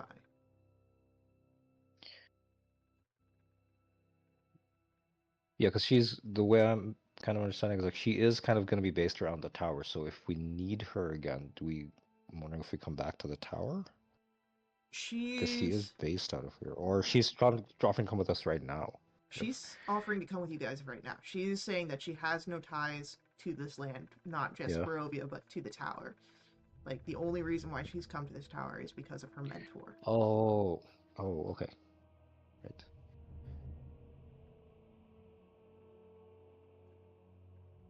Because it may be useful to have her along if she is, at this point, again, having more numbers couldn't hurt at all. Given we're up against monsters pretty frequently.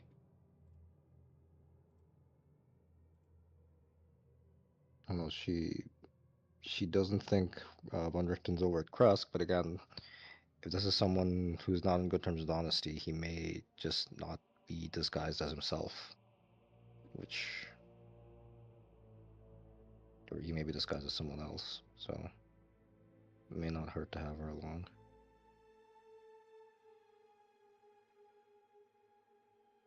I don't have any objections.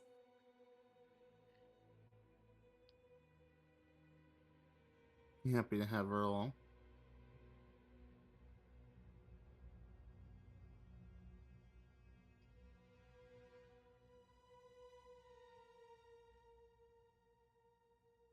As your companion here mentioned, and she like gives a nod over to Flat Top. If we're going to be heading out, we might as well grab all the things that we need. You guys said you were looking for clothes? Warm ones, particularly. I'd have a couple cloaks in my cart.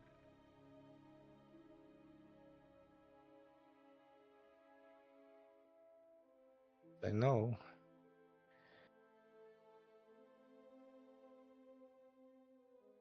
So,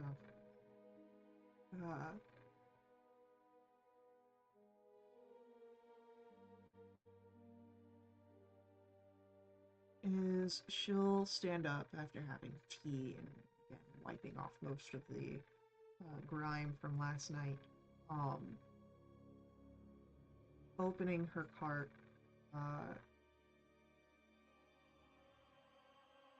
she will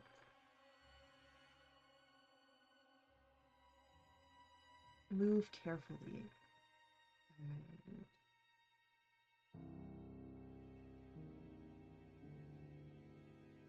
she draws from a wardrobe, a very narrow one, a few cloaks. While she has items like mittens and whatnot. There is not enough of those for everybody. But a cloak, she has enough for everybody. Thick ones, warmer ones.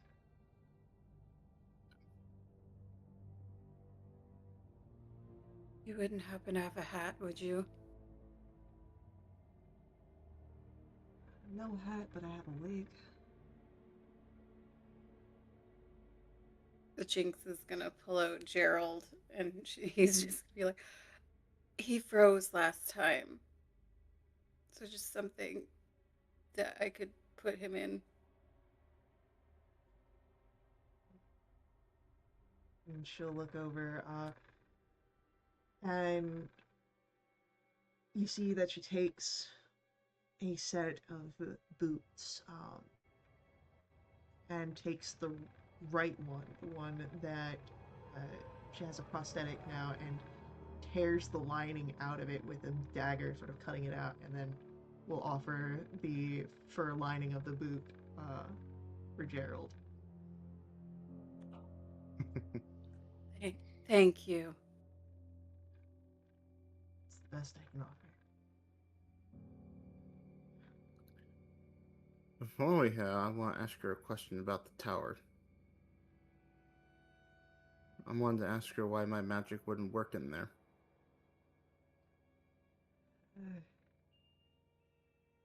I don't know specifically. There seems to be some sort of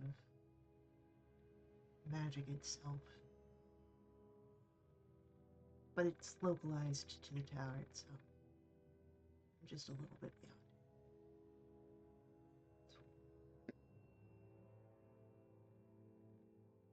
Okay.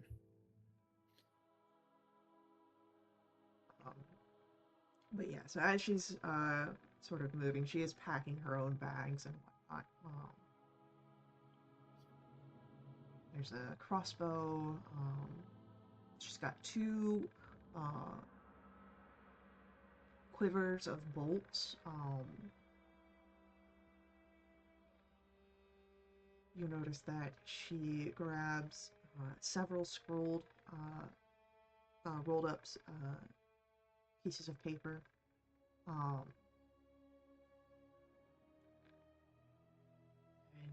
all sorts of smaller things.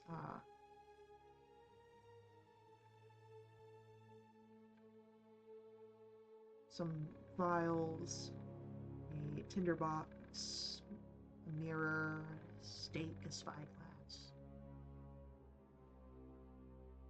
a deck of cards that you see she handles very delicately.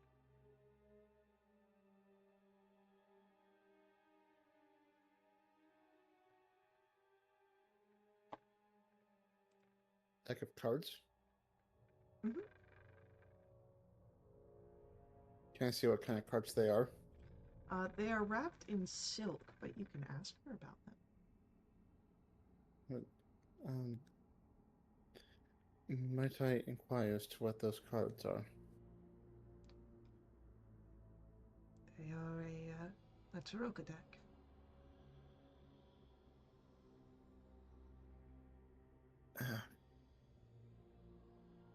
Do you know a Madam Ava?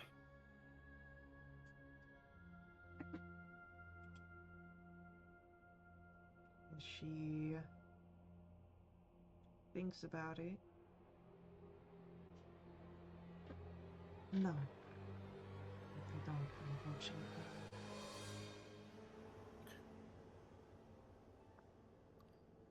I only asked because they had a deck just like that, and we got a reading from them.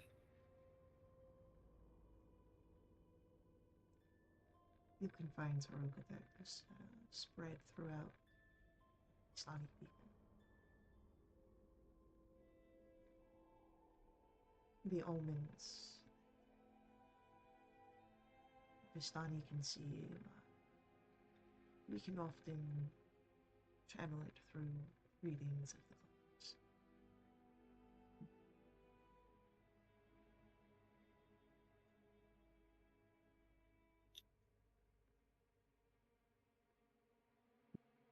So I'm at the volunteer.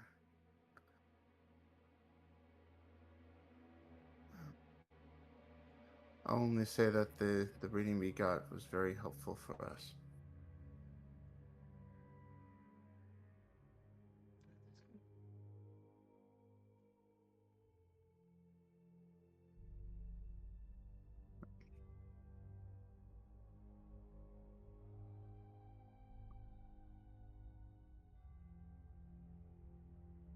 I felt weird though. So you said when I asked her who Madame Ava was, she took a second, right? Yeah. Okay. Let's read into that, but I won't read too much into it. Sometimes I'm, people need to think if they know somebody. this is Barovia. Everyone acts fishy. Yeah, but Esmeralda's not from Barovia. So in Barovia. In any case, I'm ready to head out.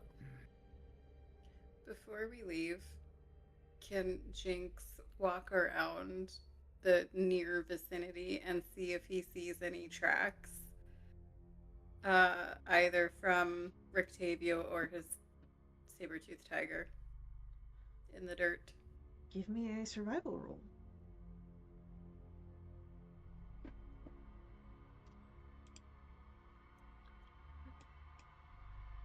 Okay.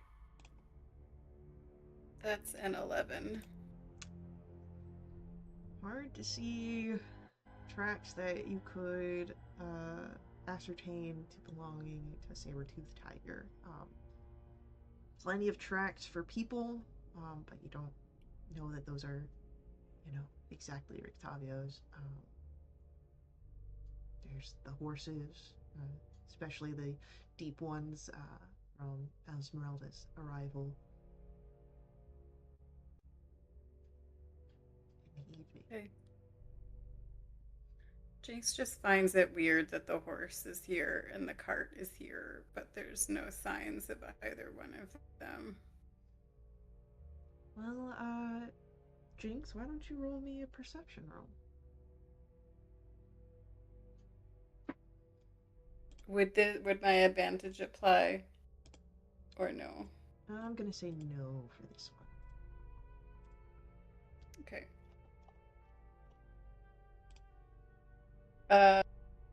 Actually, a 21. 21. You would see that from the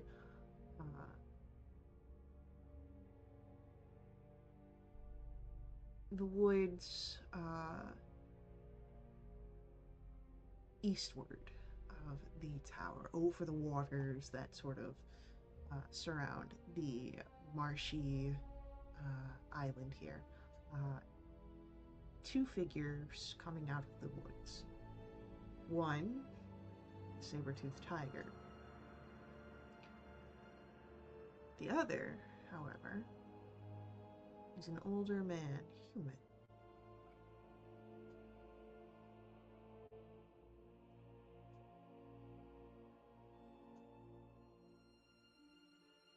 Does his name start with an R and end with an Octavio? Well, Rictavio was a half-elf. Interesting. Mm-hmm. He's a bard, though, so maybe he can disguise himself. Good point. It's him.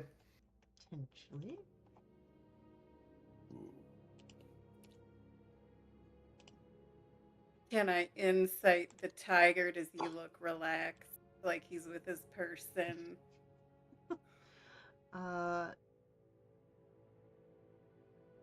The tiger seems to be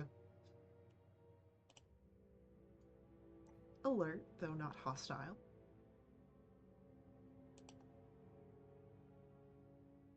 I'll just point the two out to Valen and be like,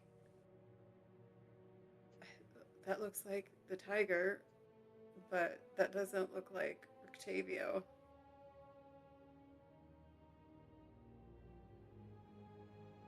I'll peer around to where Jinx is looking, and if I see them coming down the way, I'll get Esmeralda's attention.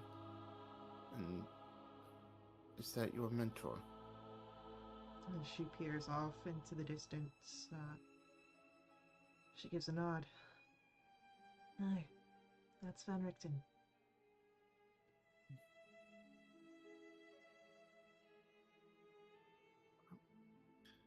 If he's coming this way, I suppose we wait for him.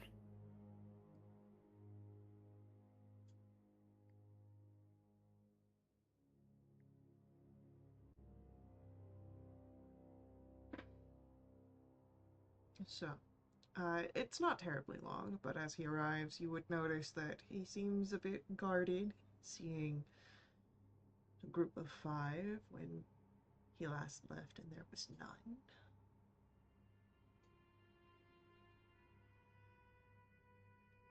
His eyes especially are on Esmeralda.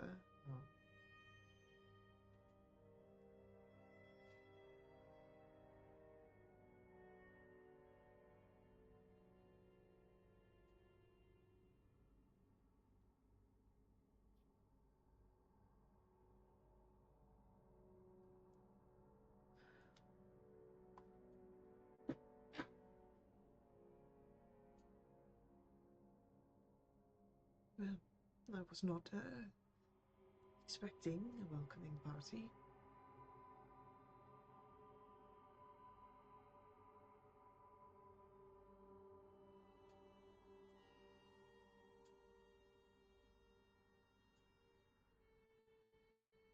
Does it look like there's recognition in his expression when he sees Jinx and Valen?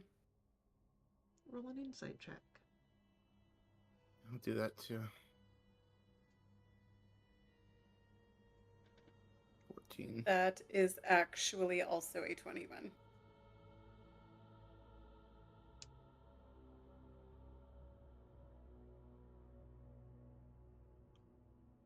Valen, it's hard to read him.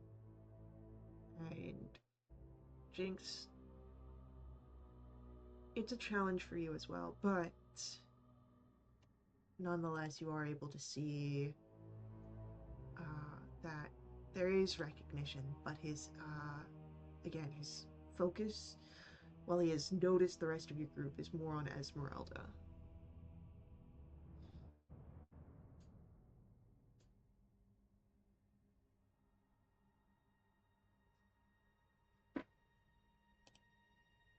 I'll pipe up and say, let's glance around into people who don't kill you at first sight.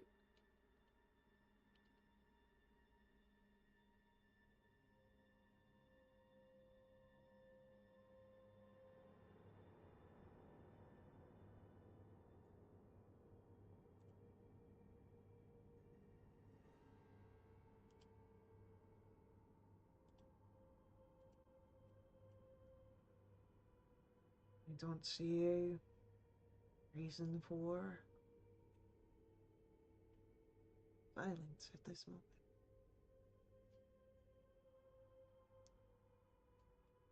You miss your monkey.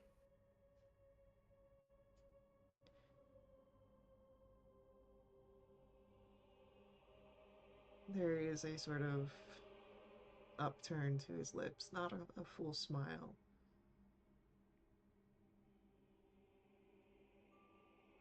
He's doing better where I'd left him.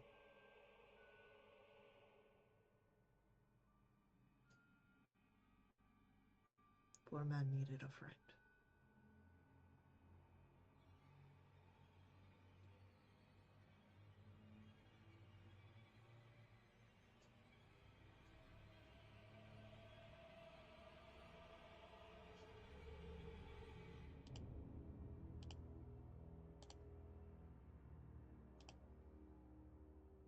In any We case, may be so. Sorry. I was going to Go say, ahead. well, in any case, it's glad to see you alive.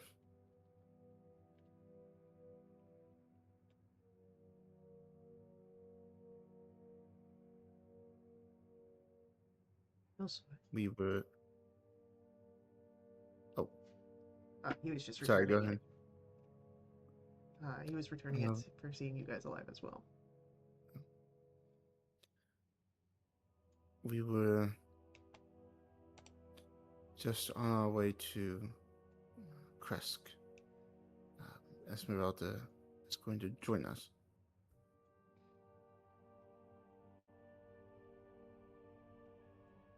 He looks again to Esmeralda and is she? Yes.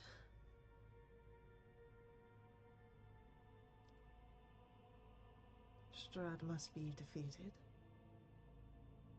And I'm going to help them do it. Rather than sitting around waiting. And he kind of narrows his eyes, but doesn't say anything on that.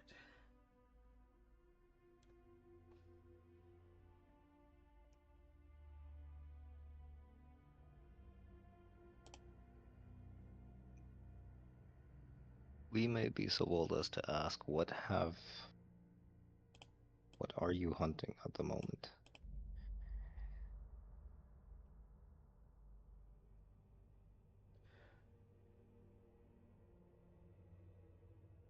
Rations. You're asking of what kept me out all night. Man's got to eat. Tiger's got to eat too.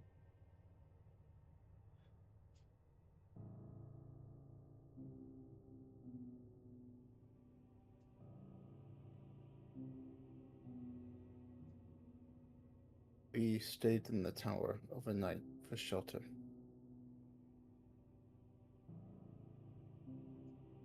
Smart move. May I ask why you have a severed head?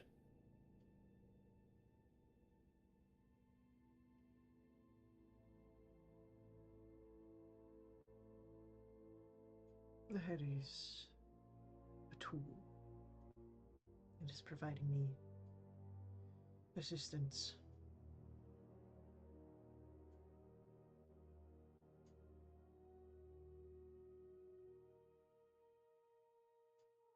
So you did well with the lavender smell. What are the oils keeping it intact?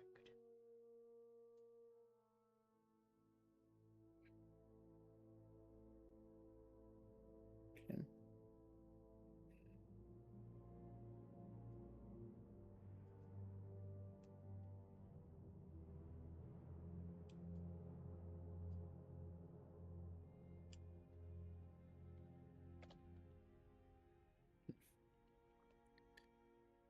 We're of the mind that we want to defeat Strahd as well. And any more help we could get would be helpful. I don't know if you would be able to help us.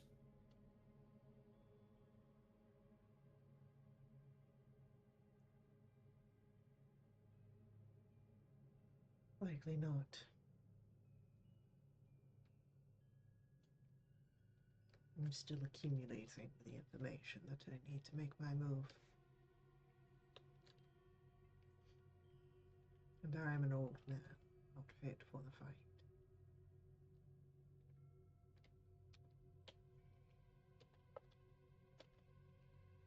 I'm just going to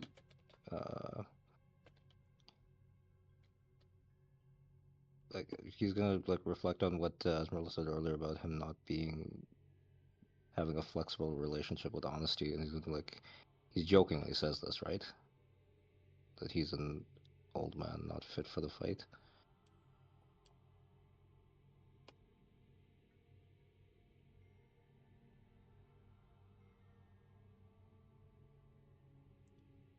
As Esmeralda sort of looks over him.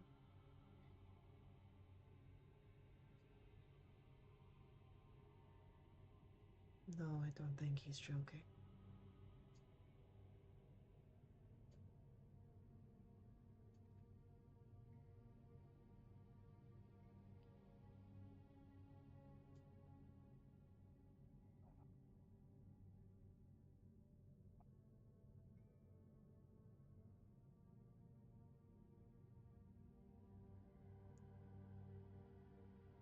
At a certain point, it'll be you'll have all the information you need, but you'll still need to act to defeat Strahd.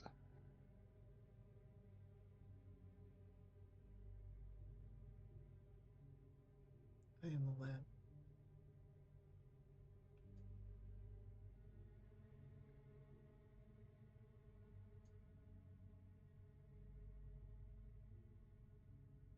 Could we assist you in gathering some of this information you need? Perhaps you can enlighten us with a strategy. Brute force doesn't seem to be the best option here. There is not much that you could assist me with. But there is one amongst you that perhaps are reluctant would be able to share the strategies you search from me. And again, his eyes turned desperate. If for the rest of you. My protege has learned at my side. And while she is not at all what I expected,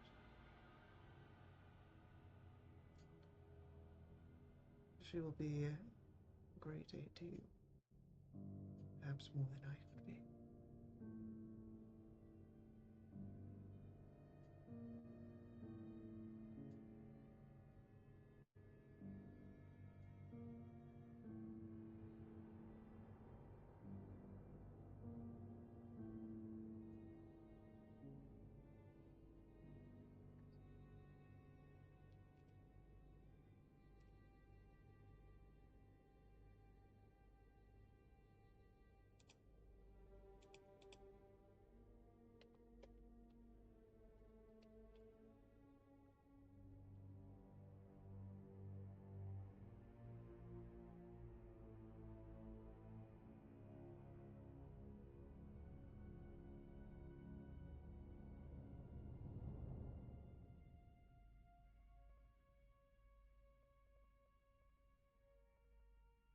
Got nothing else.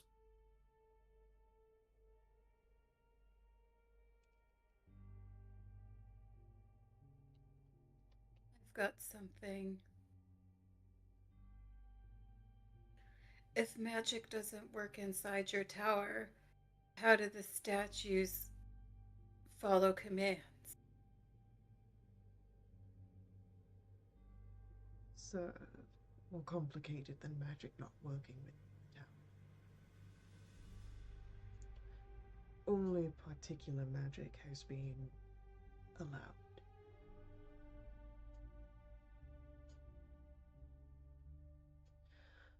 There was a mage long ago, Cosrin. This was his tower, and he was the one to set the wards, only allowing his magic to be effective.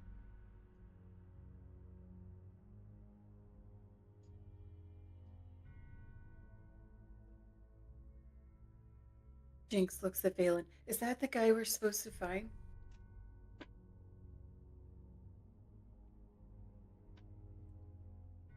I don't know. I'll ask now. I almost said Rictavio again. I'll ask Rudolph. What do you know about a wizard that lives up in the mountains.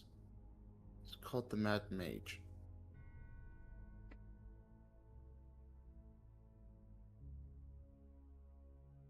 I've heard the tales.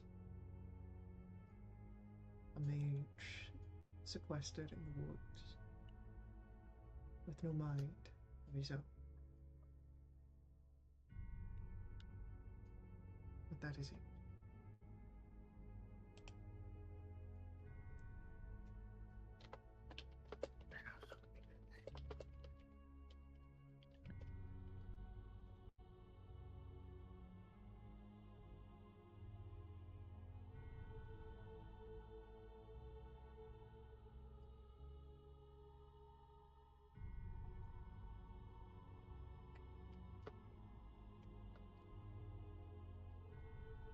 And this would be it for me.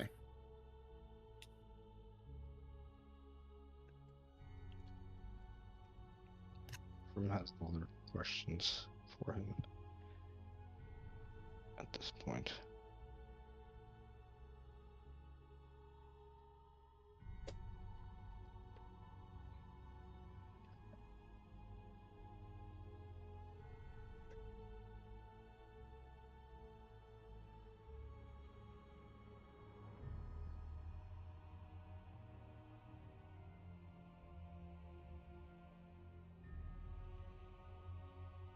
I doubt my mentor has any further words of wisdom.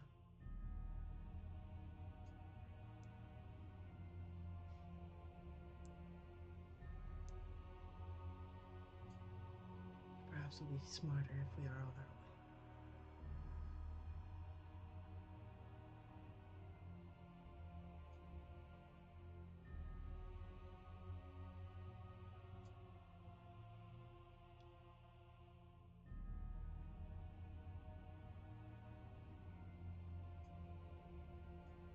Having gathered what all she needs, Esmeralda is ready to disembark, and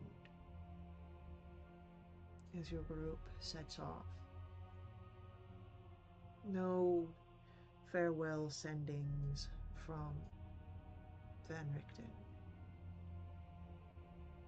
You would all notice a troubled look on Esmeralda's face.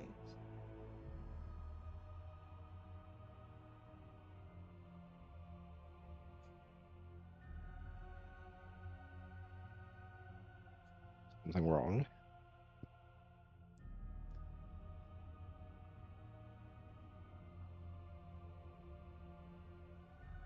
Hopefully not.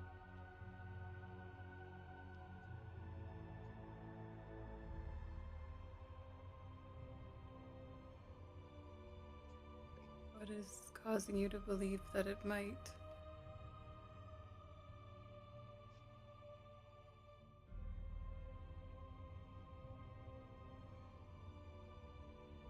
Just knowing the old man as I do.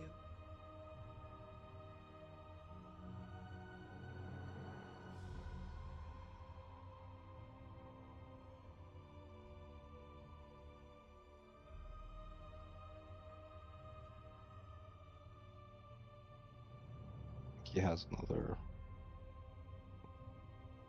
Well, he obviously has a plan of his own.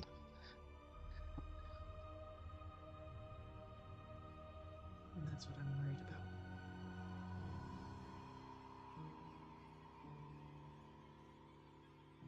That will be obstacles in it, or will be tools in it. If he gets his way, we won't be there at all.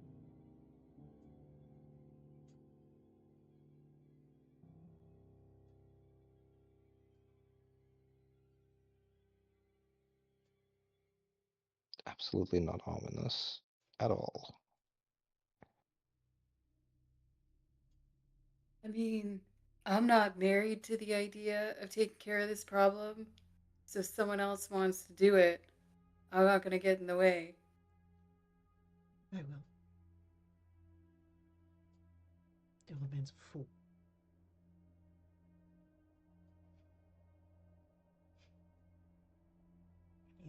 As she looks to the rest of you all as you're on this road out.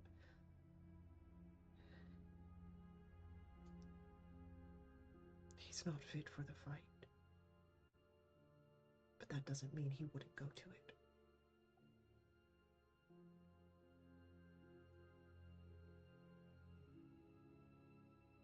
And I think that's his plan. He's not gathering up information just on Strahd. Schemes and plans of what he could do, knowing that he wouldn't come out.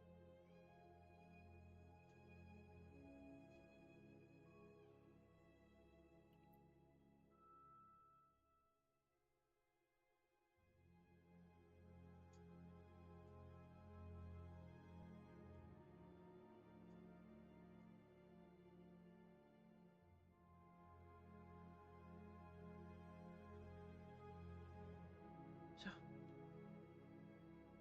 Kresk, or the mountains. Say whatever gets us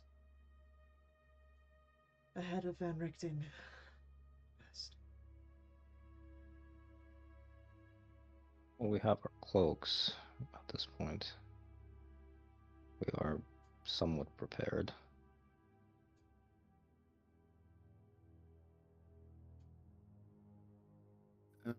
If we've got enough clothing, I'd say we could try the mountains, unless we're dead set on Kresk.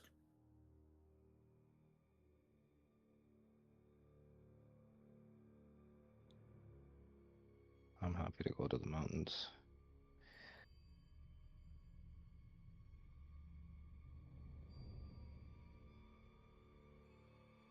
If we believe we're ready, I believe we can go to the mountains. Let's do it. Right. Then who would like to roll our d20 for the day? We've already had. I'll go. Alright. Got it, Yeah. Ephraim. Why not? Yes. Exactly. Oh. A 2. Instant death. Okay. uh, So what does game over mean? I just saw it flash in front of my eyes. exactly. Well, easy enough for you all. If you guys are heading straight to the mountains, you don't even have to get onto the main road to do so. You just move around the lake and start making your way up. And as it does get a little colder, it's definitely no Amber Temple.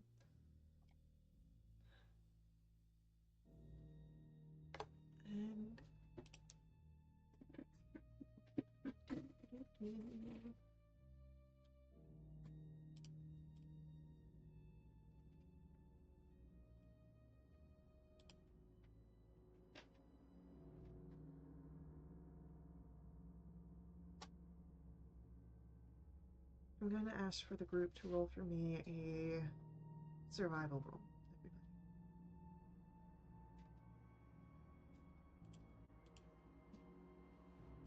That's a 5.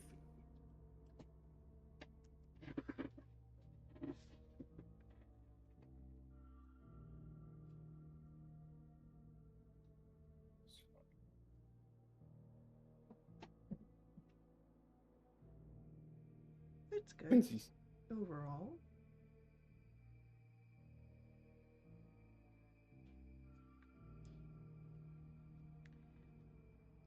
It's a few hours traveling up the mountains,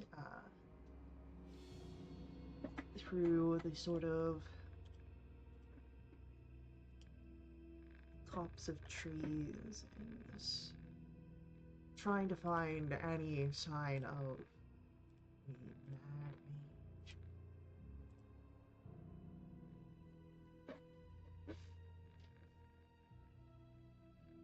There is, of course, Mount Bart, the monolithic present. It's a impressive at this distance as you climb these base slopes. The ground is rocky and uneven, and you're starting to tire in its navigations.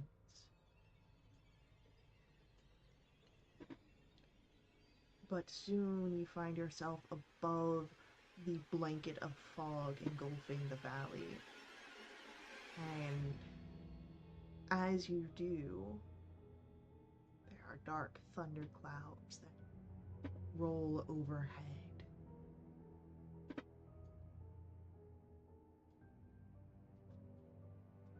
I believe Jinx has the highest passive perception amongst your group.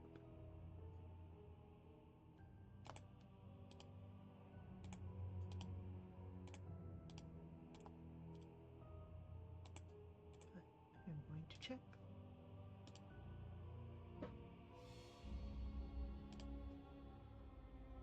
It's 21. Yep. It is Jinx and Ephraim who spot this. About 60 feet away from you, standing on a rocky spur, you see an elk. The first animal you've seen since ascending into the rocky slopes.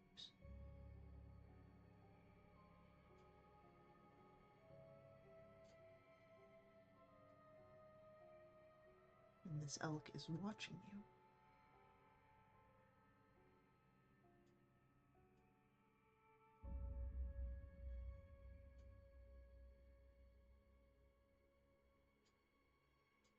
Does it look like there's an intelligence in its look that I would not expect to see in an elk normally?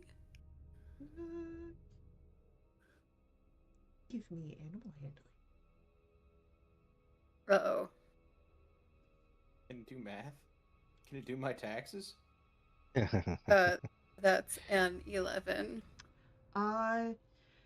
As you're trying to figure out if there is an intelligence in the elk's eyes, you don't really have a lot of experience with other elks to base this off of.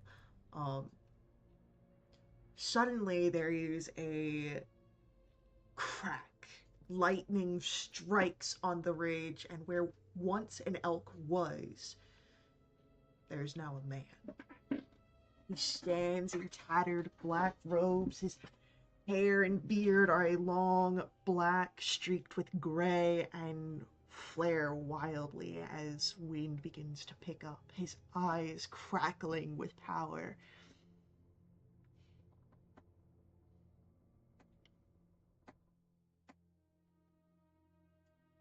Yes, we found, but they didn't call him the Mad Druid. You hear a voice call out, "You think my magic has grown weak? Think again!" And I would like for you guys to roll me dexterity saving throws. Who said that? Boy, Which one of us said that? that was Ephraim. Well, that's a 28. Okay. Oh wait, sorry, I rolled acrobatics. Never mind. Sorry. Shoot. Dex save. Oh joy. Wait, what? A 2. Jeez. Okay. Guys, that's 22 for Esmeralda. And then flat top dexterity save. Dex save. Boom. Has a 28. It's really good. Samesies. Uh, so, oh, excuse me. I do believe that means most everyone succeeds. I think Ephraim probably fails with a 12, but I do have evasion. You So do have evasion, which is going to help here. So yeah, unfortunately, Ephraim fails. Has a bolt of lightning cuts from the rocky spur that this mage is on down towards your group. Um,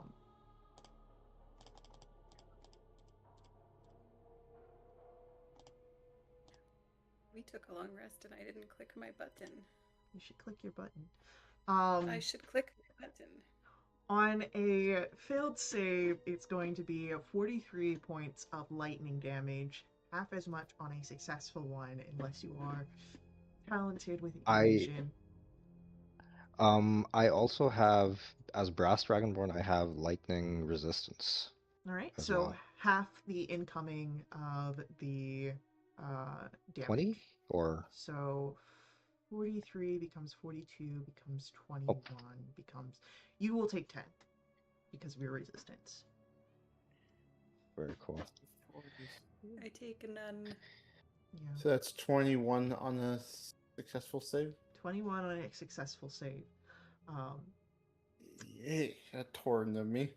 And as the lightning spell calms down, you can see the figure of this man running deeper into the rocky crags. I gotta have evasion. We've Ephraim's got gonna a runner. yell, actually, rude! Very rude!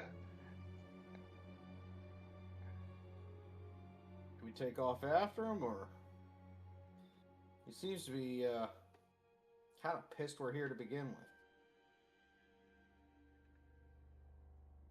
And this is the fellow that you said that you needed to find, no? Yes, it is. Yeah, but is there a better way to go about finding him than chasing him through the woods after he shot lightning out of his hands at us? I've never met the Mad Mage before, so I don't know if he'd be particularly responsive to cookies or tea. Right. Maybe we don't call him the Mad Mage. Maybe we should just call him the Mage from the mountains. Are you sure he's a mage? The old coot. Because he was an elk. Are you sure he wasn't a druid? All I know is that he shot magic at us and is running further into the woods, into the mountains. As a spellcaster, would I know if druids can fire off lightning? Oh, easily.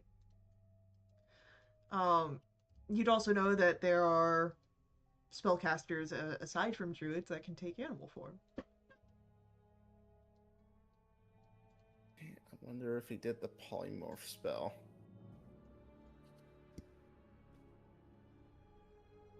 That's what Caitlin thinks, but Jinx doesn't know magic, so. Jinx knows that magic sells.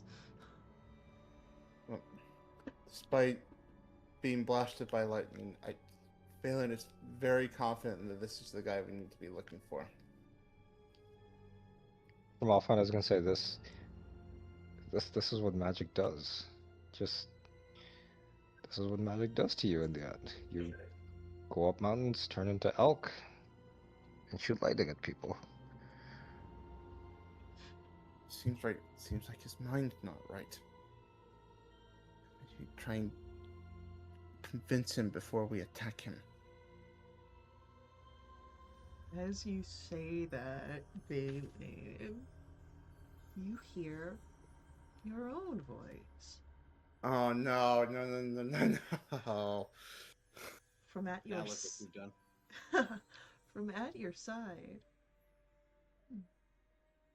You would know about mages not being right, wouldn't you, sir?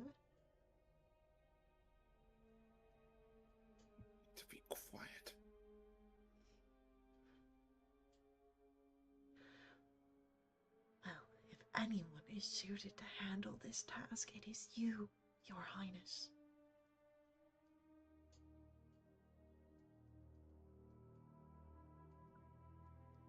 You start to see Valen get that, like, kind of little bunched up anger / annoyed face. It's visible.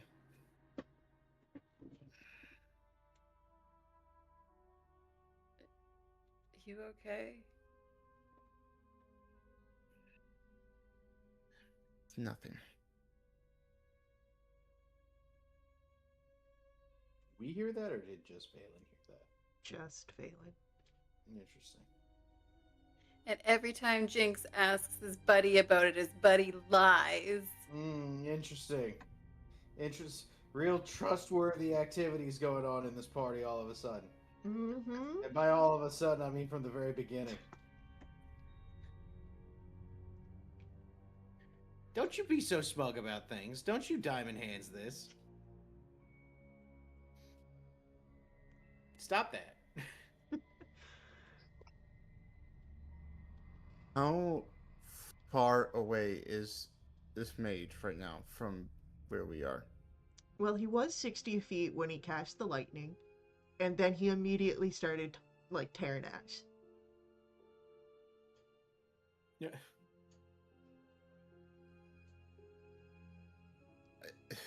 We gotta run after him.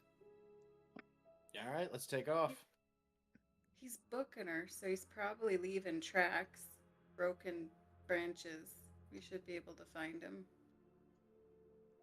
Oh yeah.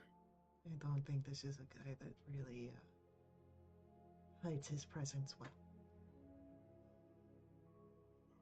I'm faster, probably,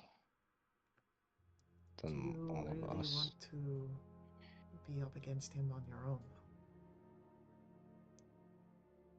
Well, if he shoots lightning again, but again, he might not. He might shoot fire, so yes, point taken. Well, it seems that your intention is to follow and give chase. And so as you will move further into the mountains, that's where we'll pick up next time. Yeah.